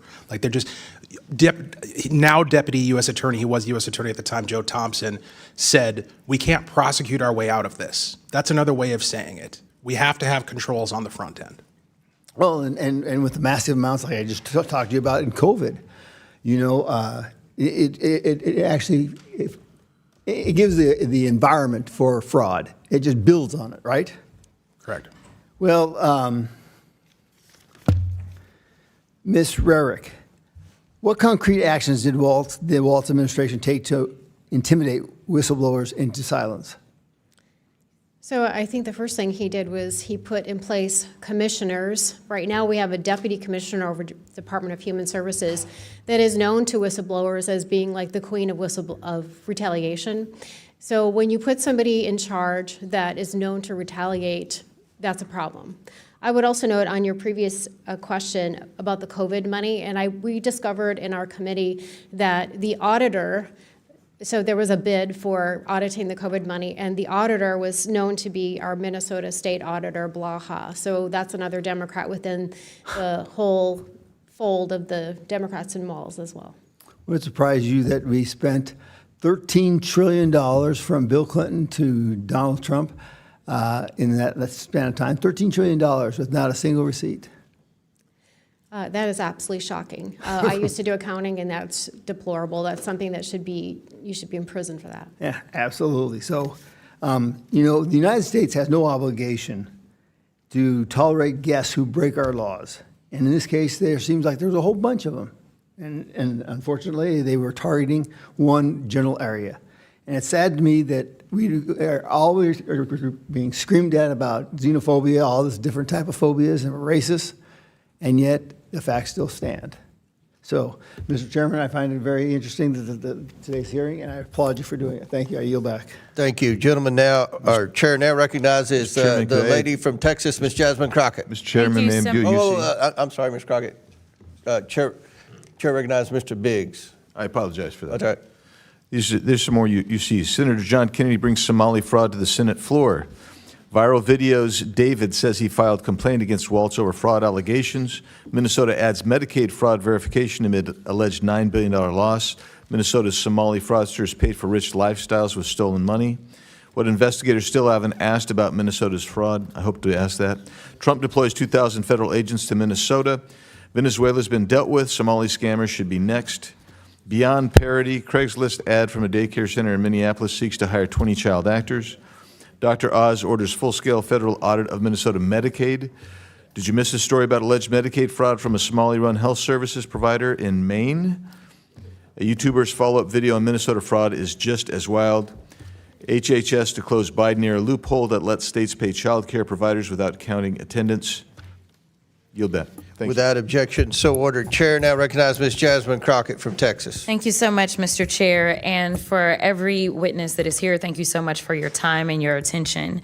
I just have one quick question. I have not been here the entire hearing, but I don't think this question has been posed for each of you, and we can start at the far end. Do you believe that all Somalis are engaged in fraud? I do not, and I'd like to... Okay, just yes or no. Next. Of course not. Oh, absolutely not. We have good Somali people in our state. Absolutely not. Okay, thank you so much. I just want to make sure I level set because it seems like we want to continue to, especially as we just heard those particular articles entered into the record, we want to continue to just make it seem as if you are Somali, then somehow you are a fraudster.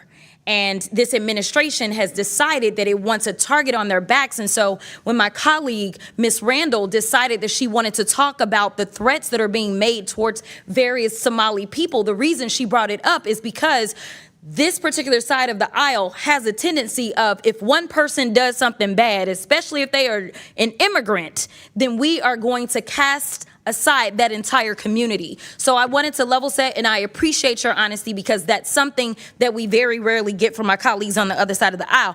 In fact, if we want to talk about fraud, I got a lot of fraud that we're going to talk about because we're going to get into this, but I am very curious to hear. Let me ask you, Mr. Ballou, are you aware of allegations that $50,000 in taxpayer dollars have been given to someone that is currently sitting in this administration by the name of Tom Homan? Are you aware? Okay, that's a yes. I am. Okay, and last I checked, and correct me if I'm wrong if you have different information, but he was given that $50,000 in exchange for being able to provide contracts and kickbacks to people as soon as Trump was going to get into office. The DOJ was actually investigating this, but as soon as Trump got into office, last I checked, he actually said, go ahead and throw away that case. So it was a Department of Justice investigation, and he accepted the money from an undercover FBI agent in cash. Are you aware as to whether or not we ever got that $50,000 back? I'm not. Oh, okay. Are you aware as to whether or not this committee has decided to investigate that? I'm not. Are you aware as to whether or not any committee in Congress has decided to investigate the fact that we know that he took $50,000 from an undercover officer, and yet we still don't have that money, nor does he have any charges? I'm not. Oh, okay. All right. So let's get into it. We're living through the most corrupt presidential administration in American history, a $300 million ballroom, a $230 million payout from the Department of Justice because the president got his feelings hurt because he had to be investigated for being a criminal. Hundreds of thousands of taxpayer dollars spent at Trump-owned properties around the country, Trump-branded wine being sold at the Coast Guard exchanges, American taxpayer dollars being spent on DHS propaganda ads on Truth Social, awarding federal contracts to corporations in exchange for campaign contributions. Kash Patel flew his girlfriend around the country on a multi-million-dollar jet that taxpayers paid for. Kristi Noem gave companies she's affiliated with hundreds of millions of tax dollars, then went out and spent another $200 million on 2 private jets for her travel. For 12 months, this administration has been taking billions of taxpayer dollars from American people and have been giving it away to their own companies in the form of tax cuts, government contracts, or other government funded subsidies. So Congress has a role in getting rid of fraud, I will admit that, in any federally funded government program. However, I think the fraud that the American people are concerned about is that the Republicans are taking away Americans' health care so that ultra billionaires can get more tax cuts. The real fraud is the dehumanization and demonization of the working class Americans and immigrants to distract folks away from corporate socialism that's happening because of the Republicans. So this is truly the definition of throwing away the baby with the bathwater. The Republican philosophy is that if the cost of living for the average American increases, they're on their own. But if the cost of doing business increases for the wealthiest people on earth, well, then it's the government job to bail them out. But I want to get to my last question because, Mr. Ballou, I got to give you a chance. He's been issuing pardons for numerous people who have defrauded the American people. And Republicans on this committee, yeah, just as quiet as the room just got, right? So, Mr. Ballou, talk to me about how the Trump administration has welcomed fraud across government by purging DOJ attorneys and shuttering ethics office across the federal government. Well, one of the things that's been a common theme in this discussion so far is potential government employee involvement in some of these schemes. That hasn't been proven yet, but it does seem to be alleged. The concern that I have is the office that would prosecute that in the Department of Justice, the Public Integrity Section, has been largely defunded and decimated. Thank you so much. And my time has expired, but I do have some UCs, Mr. Chairman. You want to do them now? I do. Okay. The first one is from Truth Out. Trump grants clemency to executive who led $205 million Medicare fraud scheme. Without objection, so ordered. The next one is Trump commutes sentence of Dr. Solomon Melgen, eye doctor, found guilty of Medicare fraud. Without objection, so ordered. The next one, healthcare fraudster Philip Esfermaze is latest Trump clemency recipient to be arrested. He defrauded more than $1 billion from Medicare. Without objection, so ordered. Trump pardons nursing home owner and supporter convicted of $7 million in tax evasion. Without objection, so ordered. Trump and we'll pardons- want all that stuff to put in the record. So, I will. I got you. Trump pardons cost victims and taxpayers $1.3 billion, House Judiciary Committee Democrats review says. All right, without objection, so ordered. Chair now recognizes Mr. Big. Mr. Chairman. Yes, Chair Mr. recognizes Ms. Chairman. Mace. Chair recognizes I have a request to be recognized to make a motion. I'm sorry? I have a request to be recognized to make a motion. Yes, go ahead. I move that the committee issue a subpoena to the Department of Homeland Security and the U.S. Citizenship and Immigration Services for all records related to the immigration and naturalization of or any immigration benefit received by Ilhan Omar of Minnesota, Ahmed Abdi Salan Irsi, also known as Ahmed Aden, Ahmed Nur Saeed Elmi, and any members of Ilhan Omar's family. Okay, another motion is made. The committee will hold this motion in abeyance until the end of today's hearing. The committee will now proceed with today's hearing. Thank you, Ms. Mace. Chair recognizes Mr. Biggs from Arizona. Thank you, Mr. Chairman. A report that came out yesterday indicates that on average, almost $1 million a day in cash is being sent from Minnesota out of the country by a small group of Somali carriers. Are any of you familiar with that on the panel? I'm not familiar with that particular story, but that story has been in Minnesota for a long time, where millions of dollars has gone out of MST PR airport in cash to Somalia. Mr. Chairman, I ask that this be admitted as part of Without objection, so ordered. Thank you. The Biden administration required states to pay health care and daycare providers before verifying any attendance at a daycare and before care was delivered. That's fine. Would you say that policy facilitated the funneling of funds or defrauding of government funds? We'll start with, we'll go down the panel. We'll start with Representative Robbins, please. My understanding is that there weren't ever enough internal controls, but under Medicaid rules, the Walz administration already had the opportunity to stop payment when there were credible allegations of fraud. They had the opportunity to do prepayment review. They could do all of those things, and they did not use those tools. Ms. Hudson. Not only does paying people before they deliver a service introduce an obvious opportunity for people to abscond with public dollars, but we've heard these arguments in our communities back in Minnesota from Minnesota Democrats that it's just so important that we pay people up front because they can't afford to wait for the reimbursements. Yeah, Ms. Rarick. Yeah, this is absolutely counter to good accounting and good accountability. So I would definitely say that you should be providing the service and getting paid after. Mr. Ballou, what do you think? I can't speak to that policy only because I'm learning about it just now. But I will say, my So then the question then is, do you think it's a good idea to pay for the service up front before it's delivered and without accounting? I can only speak to the criminal side of things, not the administrative side. But my concern here, again, is to the extent that there would be violations because of that change, the office responsible for prosecuting those crimes. Okay, so that's, so you didn't want to answer the question, you want to filibuster. Thanks, brother. Appreciate it. Now, here where we're going to go is, one of the things that you mentioned, Representative Robbins, is fiscal facilities and real estate. And as we've seen and looked at this, as I've looked at this, all of the public reporting that's out there, looked at a little bit of Exhibit A, that's like 2,800 pages or 2,300, whatever it is. Didn't get to look at all of it, but looked at some of it.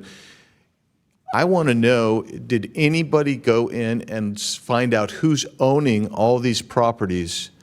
Because you have basically vacant properties ostensibly holding themselves out to be daycare centers. Who owns those properties? Anybody look into that? So some of our staff is looking at it currently, and I would encourage people to think about this as you look at your other states. So we have people who own the properties and then other people related to them or close to them that provide the services, and they both get remuneration. And then we have people who homestead assisted living facilities, small single-family homes, and say it's a business, but then they shouldn't be allowed to homestead. We have instances where there are multiple assisted living facilities that have been homesteaded. So the ownership of the properties and the ownership of the business is very important. This has gotten to be such a problem in Minnesota that people invest in the daycare business as an investment. And so getting not only who runs the facility, but who the ownership is critical, because that's where a lot of the money goes. That's my point, is that you're setting up a series and facilitating straw man purchases of actual real property to actually launder or hide money coming from the state and defraud the state. And I would encourage both the feds and the state to really take a close look at that. I did find it interesting. Well, let me just ask the last question I've got time for here is, well, I got to ask two. The $18 billion, I'm saying $18 billion, that's the total nut over the last 5 years, if I understand your testimony right, Representative Hudson, and half of it was defrauded. That is the estimate from the U.S. Attorney's Office. Okay. Has the Walz administration put into place any new procedures since this has come to a very viral head in the last 6 weeks? They've appointed a couple of guys and shifted around a couple of chairs on the deck, but it's the equivalent of throwing a glass of water at a stove that's on fire. Thank you. Mr. Chairman, I have a few more UCs, if I may. Go ahead. Thank you. Victims shocked after Biden grants clemency to Kids for Cash judge and $54 million embezzler. Shocked. Biden clemency for convicted fraudsters met with outrage. It's a slap in the face. Comer on Fox News. Biden crime family pardons serve as a confession of their corruption. Biden pardons more people in his criminal clan and commutes sentence of Leonard Peltier. Op-ed from the former legislative auditor, Jim Nobles, what's the right number? And then finally, Mr. Chairman, 18 U.S. Code 666, theft or bribery concerning programs receiving federal funds seems apt in this case. Mr. Chairman, I'll yield back. Thank you. Gentleman yields back. Chair recognizes Ms. Presley from Massachusetts. Thank you, Mr. Chair. Let me just begin by making this plain. Credible fraud must be investigated and prevented.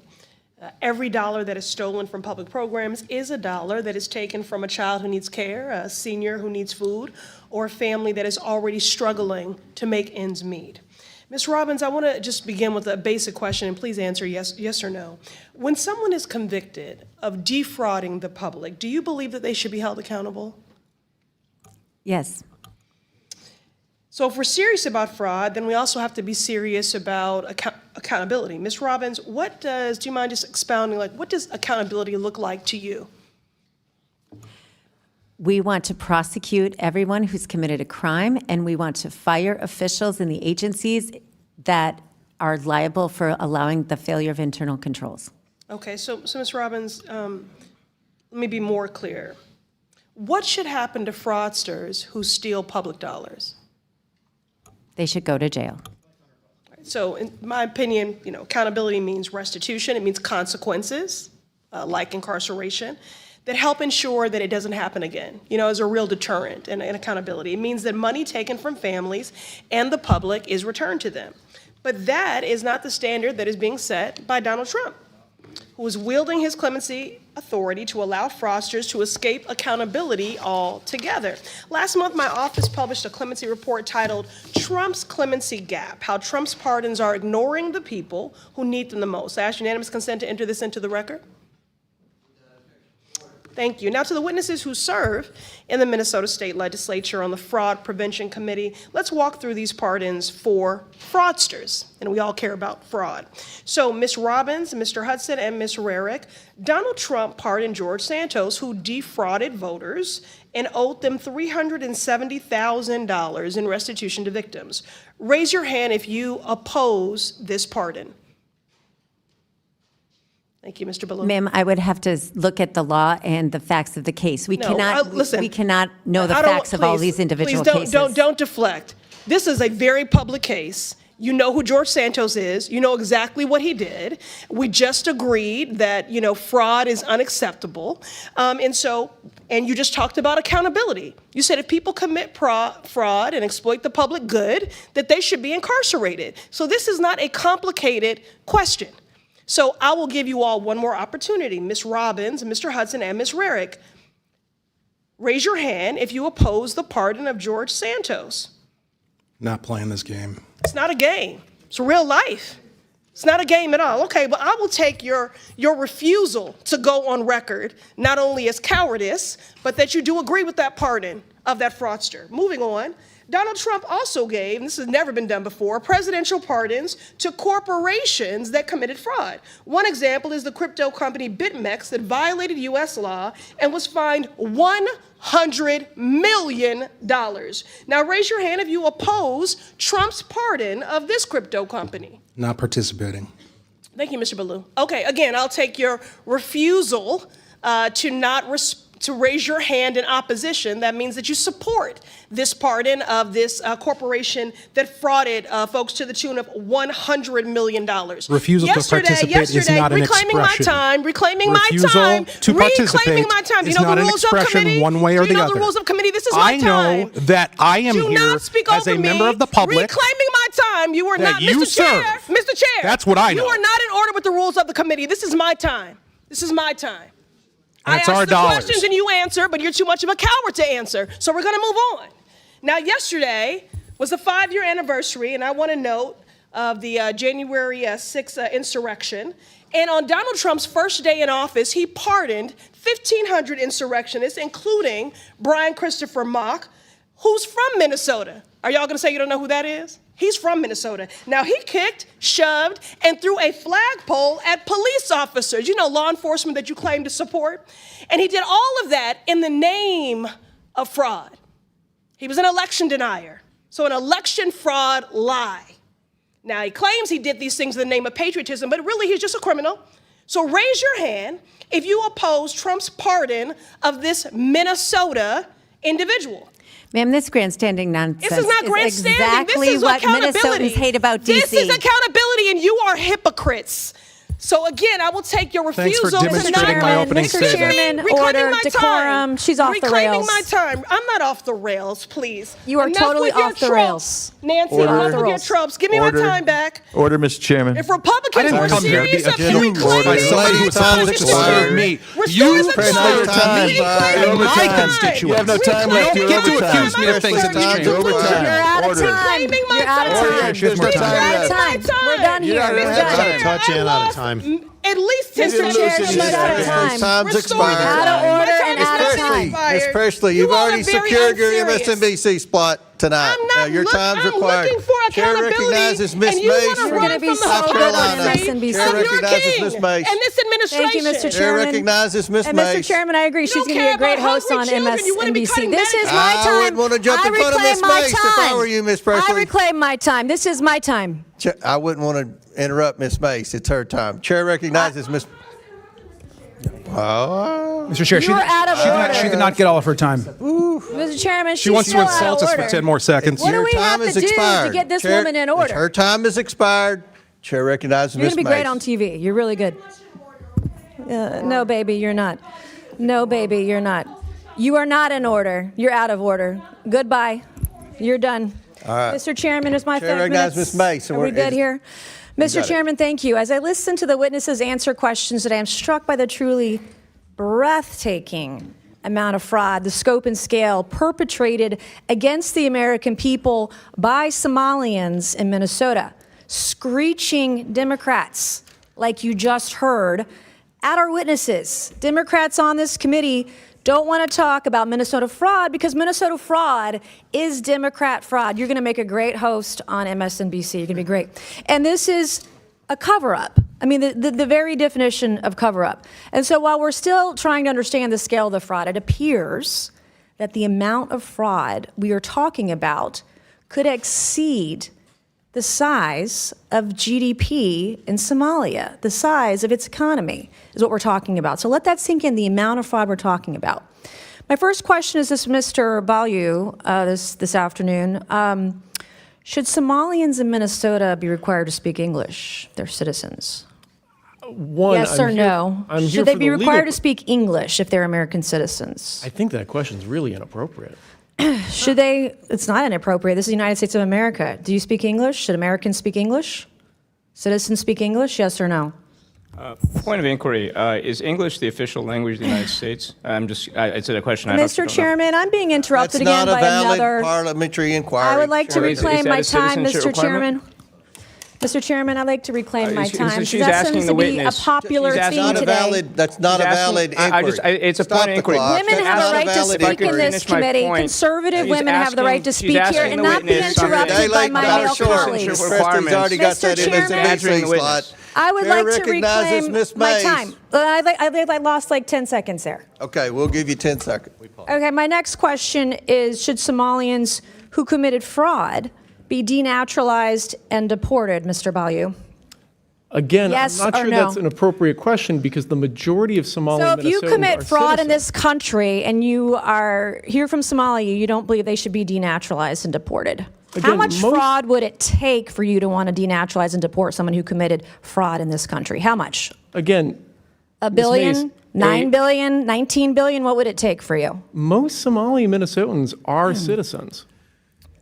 Right. And the ones that committed fraud, the question was, if you understand English, should be those who committed fraud, should they be denaturalized and deported? The Somalians who are here, the ones that can't speak English. Yeah, so under U.S. law. Okay, the my next basis- question for Excuse me, you Can I please finish is, the question? no, you can't because you're not answering the question. My next question is, this is yes or no. If you marry your brother and you commit immigration fraud, should you be denaturalized and deported? If you Again, commit that- immigration fraud, yes or no? Again, that question seems really inappropriate. And if I can get Well, back you to can't your answer my question, so that's probably more inappropriate. Can you name one significant contribution to Minnesota from a Somali immigrant who can't speak English? Absolutely, yes. But again, this is. You didn't name one. All right, so my next questions are going to be for the Honorable Ms. Robbins. Good afternoon. Thank you all for being here today. I heard some discussion earlier about al-Shabaab. and the discovery that you believe some of this money that was defrauded the U.S. government went to al-Shabaab. Is that correct? Did I hear that right? Yes, it's been proven. How much money are we talking about? You know, we don't have an amount. So there's been specific cases where it's been charged where we have an amount, but then of the millions that go to Somali over the years in remittances, a portion of that we understand is taken as sort of a tax or corruption by al-Shabaab when it enters the country. Can you explain to us who al-Shabaab is? It's a terrorist organization in Somalia. And they're affiliated with al-Qaeda, is that right? My understanding is they are. I am on the DNI website where it tells me that since 2014, al-Shabaab has killed more U.S. citizens than any other al-Qaeda affiliate.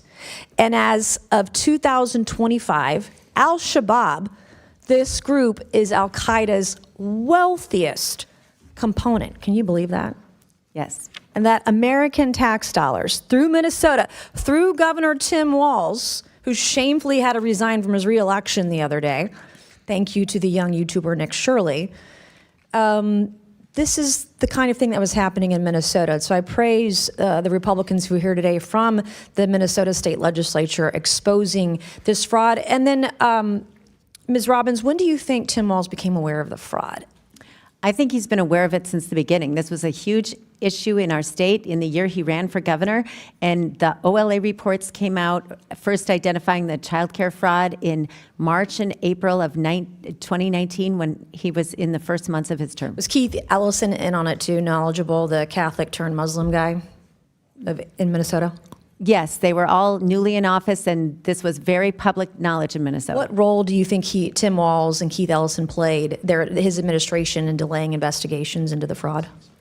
So I've outlined several things where they stopped our ability to strengthen internal controls, and they also shut down the criminal investigations by the OIG and DHS. Thank you, Mr. Chairman. I yield back. I do have two articles, Mr. Chairman, that I would like to ask unanimous consent. This one on foxnews.com, Minnesota fraud probe will expand to other states. And then on house.gov, legislators blast DHS for revelations it had contracts with feeding our future fraudsters. Without objection, so Thank you, ordered. Mr. Chair, somebody else seek recognition. Chair recognizes Ms. Ansari. Mr. Chair, I'd like to start with the UC request, an article from the Washington Post titled, "Trump Amplifies Conspiracy Theories on Killing of Minnesota Lawmaker." As we know, the president shared a video. Without objection, so ordered. Thank you.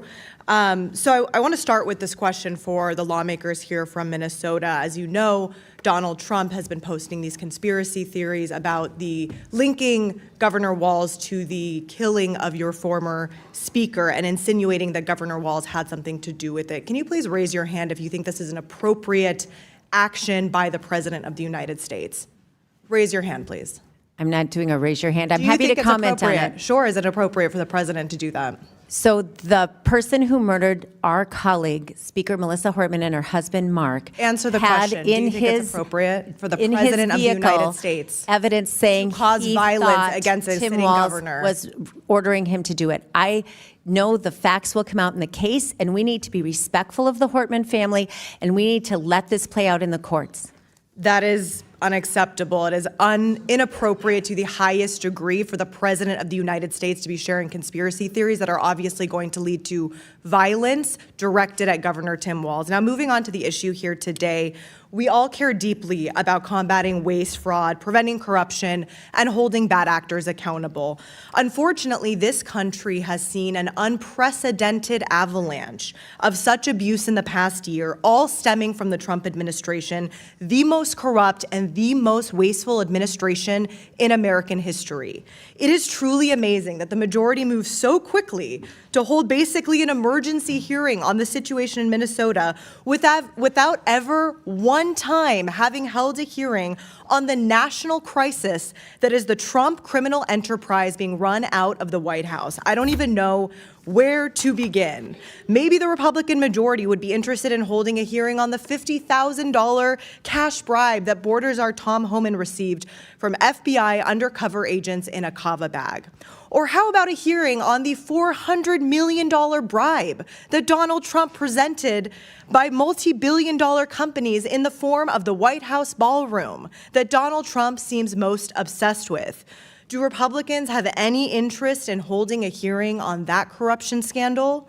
Or the fraudsters and the criminals that Donald Trump has pardoned? He freed George Santos, convicted of theft of public funds. He pardoned Paul Walzak, convicted of millions of dollars in tax fraud after Walzak's mother raised money for Trump's campaign. He released the former president of Honduras, sentenced to 45 years for flooding the United States with oceans of cocaine. And these are just a few examples. I haven't even brought up Doge and Elon Musk corruptions, Trump's firing of inspectors general who are in place to root out fraud, and career U.S. attorneys who are doing the bidding of Donald Trump in prosecuting his personal and political enemies. Is there any interest in holding an oversight hearing on any of those issues? Now, I want to talk about one specifically appalling instance of blatant corruption in the Trump White House, reported by the New York Times, that the Republican majority has shown literally zero interest in investigating.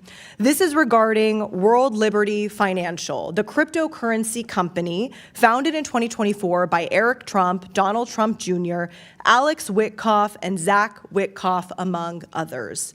If those names sound familiar, it is because the company is a joint project by the Trump and Witkoff families, Steve Witkoff being Trump's special envoy in the Middle East. You may think that the president's financial interest in a secretive cryptocurrency exchange may be bad enough, but it gets so much worse than that. Emirati investment firm MGX invested $2 billion in the Trump-Witkoff crypto business, personally enriching the sitting president of the United States, his family, and Witkoff as a White House employee. This is at the same time that Witkoff is an envoy to the Middle East. He's the one negotiating with the Emiratis as an official representative of the United States government. While Witkoff and his sons were negotiating this private crypto deal, Steve Witkoff was also in charge of negotiating with the very same officials as a U.S. official to give the Emiratis something they desperately wanted from us: highly advanced and specialized computer chips. To make the corruption even more explicit, just after the crypto deal went through, Donald Trump gave his go-ahead for the transfer of hundreds of thousands of advanced chips to the Emiratis, despite the extremely concerning national security implications. It's perhaps one of the largest and most obvious corruption schemes in U.S. history, implicating a foreign government paying off the President of the United States and the White House to the tune of literally billions of dollars in exchange for sensitive U.S. technologies. So please let the Republicans spare us with their feigned concerns about waste, fraud, and corruption. I yield back. Gentlelady yields back. Chair recognizes Mr. Fallon from Texas. Mr. Chairman, thank you. We're here today in this hearing because there exists damning and Thank you. Mr. Chairman, thank you. We're here today in this hearing because there exists damning and overwhelming evidence of massive industrial-scale fraud occurring in Minnesota right now, and it's been going on for years. This is a huge story, and while many want to ignore it, deflect from it, or be masters of obfuscation, which we have seen here today, this should be a page one, front and center, above-the-fold headline for media outlets across the country. But it's not, and I think it's very interesting. ABC, NBC, CBS, you can find 74 stories today run before you even get a hint of this scandal. This should be a headline, and unfortunately, it's a back page fine print.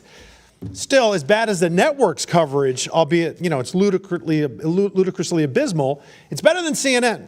This very morning, CNN ran 51 stories on its website, including such riveting breaking news articles such as dogs that are trained to sniff mold, a flock of gay sheep, K-pop's newest release entitled Demon Hunters, inside glimpse of P. Diddy Combs' prison cell, and Chinese robots playing soccer. but nary a mention of the tens of billions of dollars of American taxpayer money that's been stolen from honest folks in America by scumbag thieves.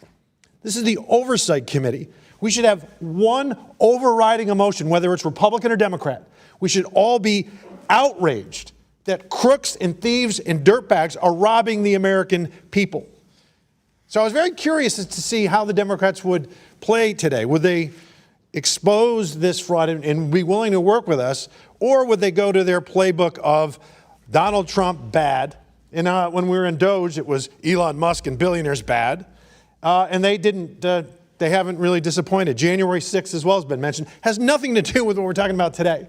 The ranking member's opening comments even bizarrely talked about presidential pardons, and he railed against POTUS. It's nothing to do with the matter at hand. But for the record, Joe Biden issued 250% more pardons and commutations than Donald Trump. In fact, 2,545 more. Again, back to the matter. This money's been stolen systemically by a gang of thieves, while the very people charged with the oversight, namely the Walz administration, have been complicit. They've looked the other way. And the Democrats didn't disappoint either with ists, isms, and phobes, quotes like bigotry and hatred, and we're hypocritical witch hunt. And then they were taking a hero, Nick Shirley, trying to make him a villain. Mr. Chairman, I'd like to enter into the record an article, "It's Not Racist to Notice Somali Fraud." Without objection, so ordered. 98 defendants that have been charged thus far in this case, and I think it'll end up being hundreds, 85 of them happen to be of Somalian descent. It's just a fact, despite how unfortunate and inconvenient these truths may be to leftists. The Assistant U.S. Attorney Joe Thompson thinks that this fraud can equivalent to maybe $9 billion. The entire federal budget of the country Somalia is $1.2 billion. Medicaid fraud does exist in all 50 states, but uncovering it aggressively clearly is not a blue state priority. If you talk to any expert, I was in the state legislature for 8 years, they will tell you objectively that no matter where it is, about 10 to 20% of all Medicaid spending is fraudulent. In the state of New York, they spent $96 billion. So did they recover in fraud $9.6 billion, $960 million? No, it was a pittance. It was 0.06% was recovered. In the state of Minnesota, $18 billion.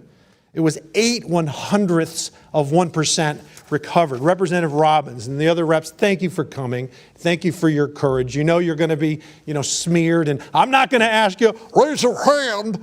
We're going to have a conversation, okay? When Ms. Robbins, Representative Robbins, when you first uncovered this tectonic fraud, what was the reaction and actions taken by the Walz administration and your Democratic colleagues? Was it working hand in hand to create synergy and offer full support and help to unmask this fraud, or did you face significant headwinds and fierce pushback to the point of opposition? Throughout our hearings, they would either deny or deflect or say, oh, they've handled it, or they're new on the job and they don't know. So those were the answers in the tenor of our hearing. I provided documents to them outlining, as I said, in February, of 72 child care centers I thought they should look at. They haven't done it. I've sent 6 FOIA requests or data requests that have not been responded to. So they have not been good partners in rooting this out. So block votes in Minnesota in 2016, it was so close that I think Hillary Clinton won the state by about 44,000 votes. But if you have block 50,000 you can rely on in Minneapolis, that's rather helpful to win an election in Minnesota. But you know what, Mr. Chairman? Our Democratic colleagues, whether they be in Minnesota or here on this Oversight Committee, they'll eventually lure. I'll yield back. Gentleman yields back. Chair recognizes Mr. Bell from Missouri. Thank you, Mr. Chair, Ranking Member, and our witnesses for being here today. I believe in protecting our social services and recognize the need for comprehensive legislation that ensures transparency in the collection and use of federal funds to support these critical programs that serve our communities in need. The resources provided through social services ensure the welfare of the everyday person and family, and these resources and individuals deserve to be protected. These protections should come at all times, not just when politically beneficial. What we're witnessing from President Trump and this administration is an attempt to use social services and the welfare of the American people as pawns to promote their political agenda. Instead of caring for the challenges of the average person, this administration has deprived them of the very things that the president promised, which is affordable health care, housing, and relief from the rising cost of living. Through rolling back essential health care affordability, cutting funding for assistance programs, implementing harmful tariffs, and advancing legislation such as the One Big Ugly Bill, the administration's actions have ultimately caused more harm than good for the American people. Reports show that since taking office, President Trump has raised the average cost of living. Health insurance costs have risen by hundreds of dollars for the average person, with insurance plans increasing by more than 20%. Housing costs remain at an all-time high. And everyday grocery items show a steady increase, with prices rising by 15 to 20%. We cannot pick and choose when to care for the American people. The actions of this administration show a pattern. They first target our most vulnerable communities and then gut the very resources to help them. Today, it is our Somali communities and our child care assistance. Tomorrow, it could be your communities and the resources you and your family rely on for well-being. At its core, this is about the well-being of the American people. If we truly cared about those we have sworn to represent, we would be working to dismantle all the challenges they face, not just the ones that serve political interests. Mr. Balu, President Trump has recently made comments on efforts to freeze child care funding in California, Colorado, Illinois, and New York. Would these actions benefit or harm children and families? Oh, of course they're going to harm it. President Trump has fired thousands of employees across critical departments and has issued Executive Order 14356, restricting agencies from filling vacant positions or creating new ones unless approved under the order or required by law. Can you speak to how these actions could harm the government's ability to root out waste, fraud, and abuse? Absolutely. So, it's going to make it harder both to administer these services and then to identify fraud in the first place. One of the things that I'm particularly concerned about is to go after fraud. One of the easiest ways to do it is to prosecute tax crimes. The challenge that we've got right now is the administration has announced a plan to disband the tax division of the Department of Justice entirely. And that's going to make it much harder to prosecute these sorts of crimes. And can you speak from your work as a federal prosecutor on how President Trump's actions have contradicted his promises to the American people? Well, to the extent that this administration says that it cares about waste, fraud, and abuse, it seems like that is a selective care. You can look at cases like Paul Walzak, who was convicted of fraud and withheld $10 million to his own employees in nursing homes. His mother attended a $1 million plate fundraiser with the president, and Mr. Walzak was quickly pardoned. This has happened literally dozens of times where favored defendants either had their prosecutions dropped or were pardoned entirely. Okay. Thank you. I yield back. Gentleman yields back. Chair recognizes Mr. Grofman from Wisconsin. Sure. I'm sorry we had another briefing in the building, so I don't want to go over past things. But during your initial testimony, Ms. Rarick, you talked about people being threatened who are whistleblowers. Do you know who those people were? Were they like people who made money off of this, political operatives? Could you elaborate on that a little? Yes, thank you. So the people that were doing the threatening were the supervisors and directors within the state agencies. So state employees were physically threatening whistleblowers. They were saying things like, what happens if you lose your home, right? Because if you lose your job, you lose your home. They had pictures in their personnel files of their own homes and their cars. They asked where their children went to school and where their bus stop was. So there was direct threats and indirect threats. Okay. Were any of these people brought to justice, or this is just the way they deal with things in Minnesota? You know, it's an interesting thing within the Walz administration. Those people were promoted. He just defines evil, doesn't he? Almost Vice President of the United States.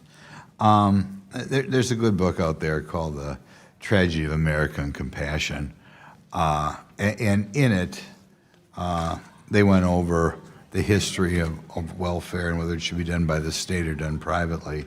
And they pointed out the danger that certain nefarious politicians would always want more welfare because they were buying votes. Do you, either one of you, in the political realm of things, feel that perhaps a motive for all the crookedness is, given the size of government today, the important who wins elections? Were they motivated a little bit by getting votes of groups of people? Is this a danger to we're not a democracy, of course, but is it a danger to our form of government? So I'll answer really quickly, and then I'll pass it over to Representative Hudson. Just really quickly, the caveat to this, which is so bizarre in Minnesota, is the fact that state employees, by and large, are Democrats, and they vote Democrat. And the Walz administration, including Flanagan and his former chief of staff, Schmitter, were so brutal that these former Democrat employees want nothing to do with the Democrat Party anymore in Minnesota because they have been treated so horrifically. What's so sinister about this is that you're right, that it absolutely is for electoral benefit and political benefit, but it's sold to one half of the population, and to the independents and to the conservatives, as we're giving people a hand up. We're going to help people who are in need. We're going to give them a temporary way back into working life. But they've set up an industry that's perpetual, where people just stay where they're at. Right. So there's really an electoral incentive to make sure people don't get out of poverty. I'll give you another question. I used to be in the state legislature myself in Wisconsin, and I know that when we put together your budget, you have Fed funds, unlike money that, Wisconsin was getting in through our own income or sales tax. Insofar as the legislature is playing with Fed funds, you're not exactly as maybe careful with every dollar that's flowing through. And I'm trying to think what we can do to prevent this, because you're always going to have given political parties who think they can benefit from government largesse. And I think government by its nature is sometimes a little sloppy. Do you think the Minnesota government would be a little bit more careful here if on the various programs, and they varies from program to program, but if the state had to pick up 10 or 15 or 20 or 30% of the program so that they had skin in the game? Thank you, sir. Yes, in a lot of these programs, the state does have skin in the game. So many of them, Minnesota roughly has a 50-50 Medicaid match. So many of them, it's federal tax dollars, but it's also state tax dollars. So we are paying for it twice, for our state tax dollars and then when we pay our federal. I know, I think Wisconsin, when I was there, was about a 60-40 match with the feds picking up 60. And that came into play. But I gather there's some programs on here that maybe the state match is zero. Is that accurate? I would have to look at each program. I don't know for sure. Okay. I'll ask you, just as state legislators, and different state legislators look at this question differently. Do you think as a country on some of these programs, we should be asking some of the programs that are 100% Fed funded now, we'd be better off if they were maybe 70% Fed funded or 75% Fed funded, so the states that have a little bit more of a skin in the game, I'll put it that way. And a concern I would have, insofar as there are programs which the state is picking up nothing, really the incentive is to have more graft because you just bring in Fed funds for the state. Yes, sir. So we need to make sure the states have skin in the game so that they administer the programs properly, because otherwise their incentive just to draw down more federal money to take the burden off state taxpayers. But we're all taxpayers, so somebody's paying. There's no such thing as a free lunch. Right, and not just no such thing as a free lunch. It encourages state legislators to look the other way because you're just bringing that money into the state. I kind of felt that way about Medicaid, but thanks.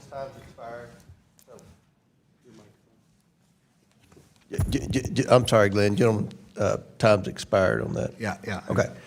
Chair recognizes, who's next?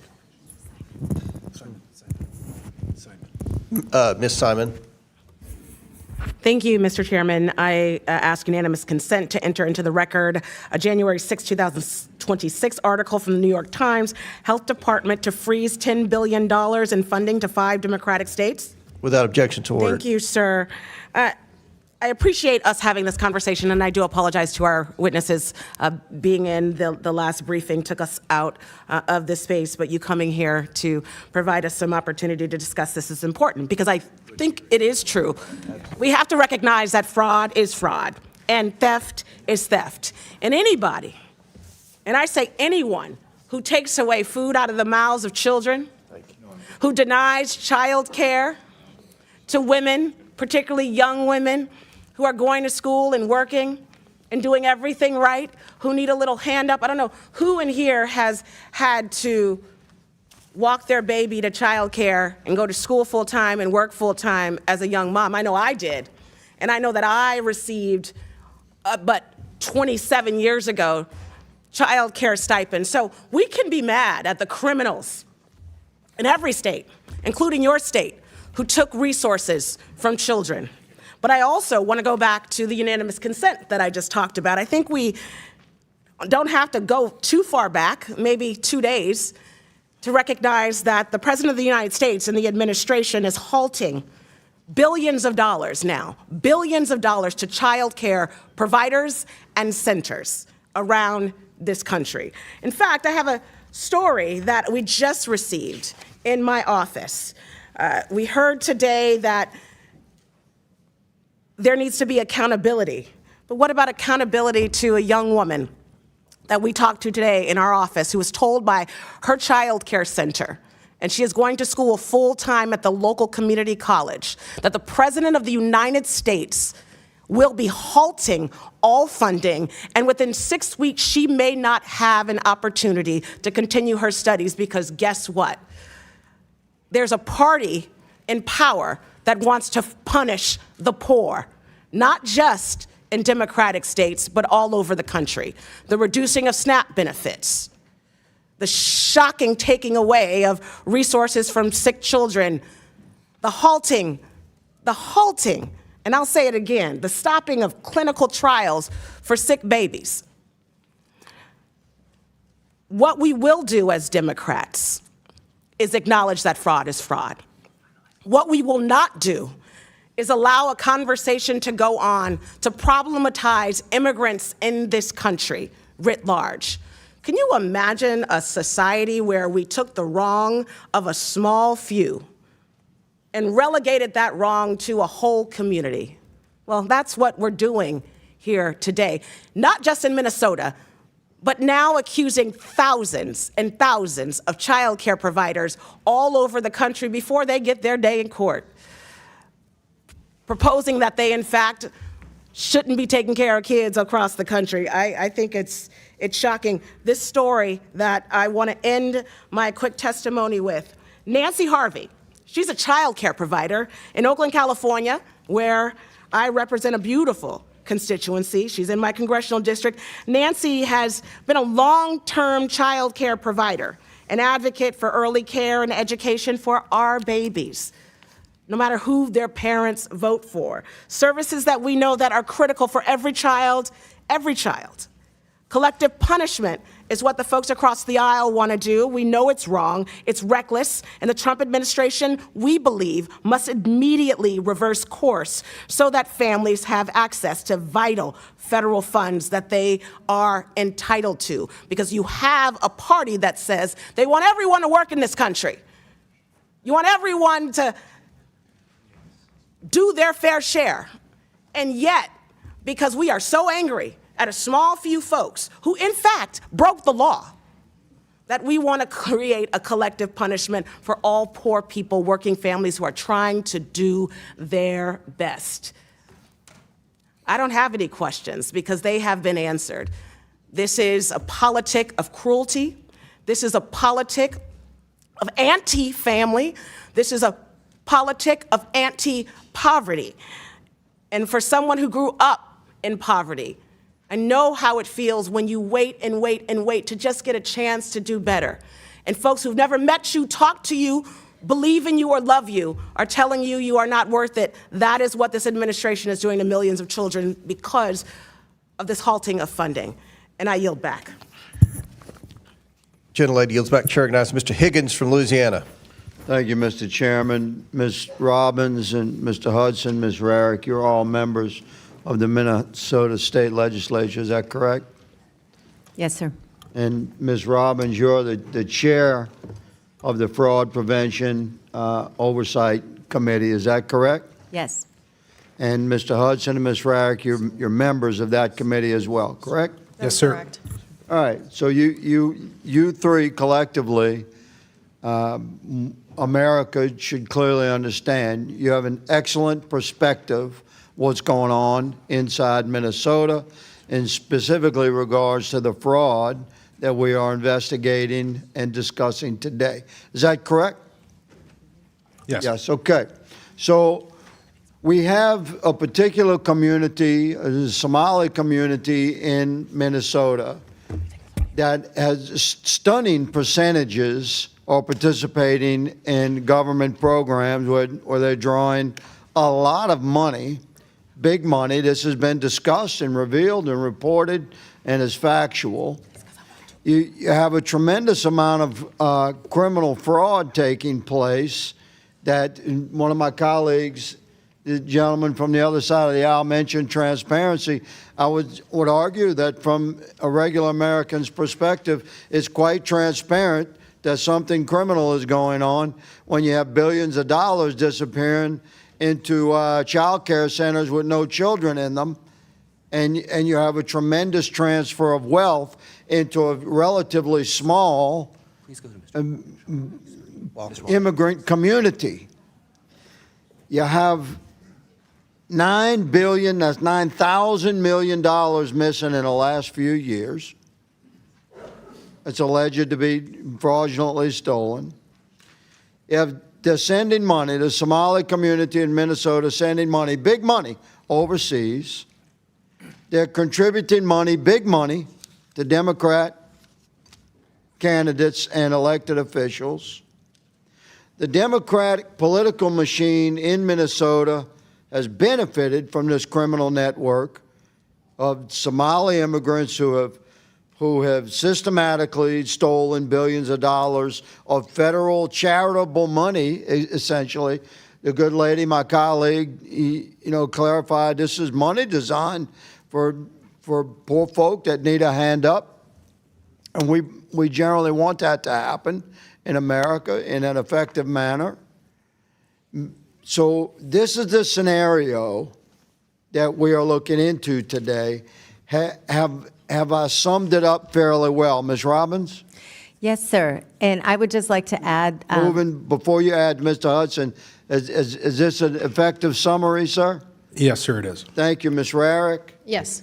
Thank you. So from the perspective of members of the Fraud Investigative Committee of the Minnesota State Legislature, we have a large criminal network with high percentages of participation in that criminal network from the Somali community in Minnesota. That community has tremendous influence within the political arena, specifically within the Democrat political arena in Minnesota. The Democrat political machine has been covering for this criminal network, and here we go to Governor Walz's involvement here, which is shocking to me, quite frankly, because I've been friendly with Governor Walz for many years. I served with him here. But can you discuss for me the governor's administration's involvement in intimidation and oppression and retaliation against whistleblowers. Ms. Robbins, have you had conversations with whistleblowers who have been treated like that by the Walz administration? Yes, I have. And what can you tell us about that without naming the person or revealing stuff that's secret? Tell us how that retaliation would happen.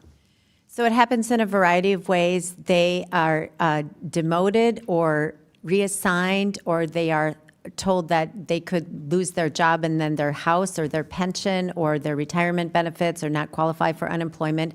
So it's... Well, that's very serious. That's very serious allegation. I would say that's criminal retaliation. Mr. Hudson and Ms. Rarick, have you seen similar? I would defer to Representative Rarick.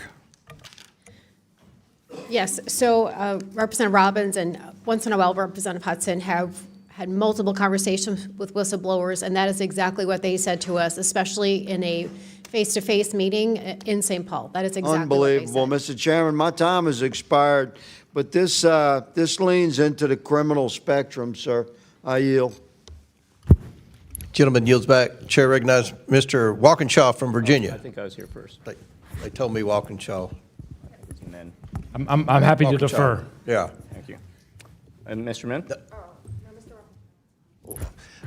I'm just doing what the Democrat staff says. Walkinshaw's next. All right, thank you, Mr. Chairman. Let me just start with something simple. I think we're all agreed upon today. Fraud is real, fraud is wrong, and fraud should be prosecuted, period. And those who stole taxpayer dollars in Minnesota or anywhere else should face the full force of the law. But what we're seeing today, and the premise of this hearing, is selective outrage about fraud. Because if my Republican colleagues actually cared about stopping fraud, they would not be defending the one president in modern history who is systematically tearing down the institutions designed to prevent it. The one president in history who has pardoned fraudster after fraudster after fraudster. But Donald Trump didn't just pardon those convicted of fraud. He's gone after the people whose job it is to find fraud. He fired the independent inspector general at the State Department. He fired the independent inspector general of the intelligence community. He removed the acting inspector general at Health and Human Services in the middle of a pandemic as massive emergency funds were going out the door. He pushed out the Defense Department IG. And why has Trump gone after these independent inspectors general? Simple. In each case, they were investigating his or his administration's misconduct and fraud. Donald Trump's approach to fraud is to fire the referees and then say that the game is clean because no one blows the whistle. And he hasn't stopped with IGs. He's repeatedly attacked prosecutors, law enforcement, and career public servants who investigated misconduct that was politically inconvenient for him. He's turned oversight and fraud prevention into a Donald Trump loyalty test. That is not draining the swamp. So forgive me if I find it difficult to take seriously lectures about fraud from people who have cheered while the most corrupt president in modern history has dismantled protection after protection against fraud.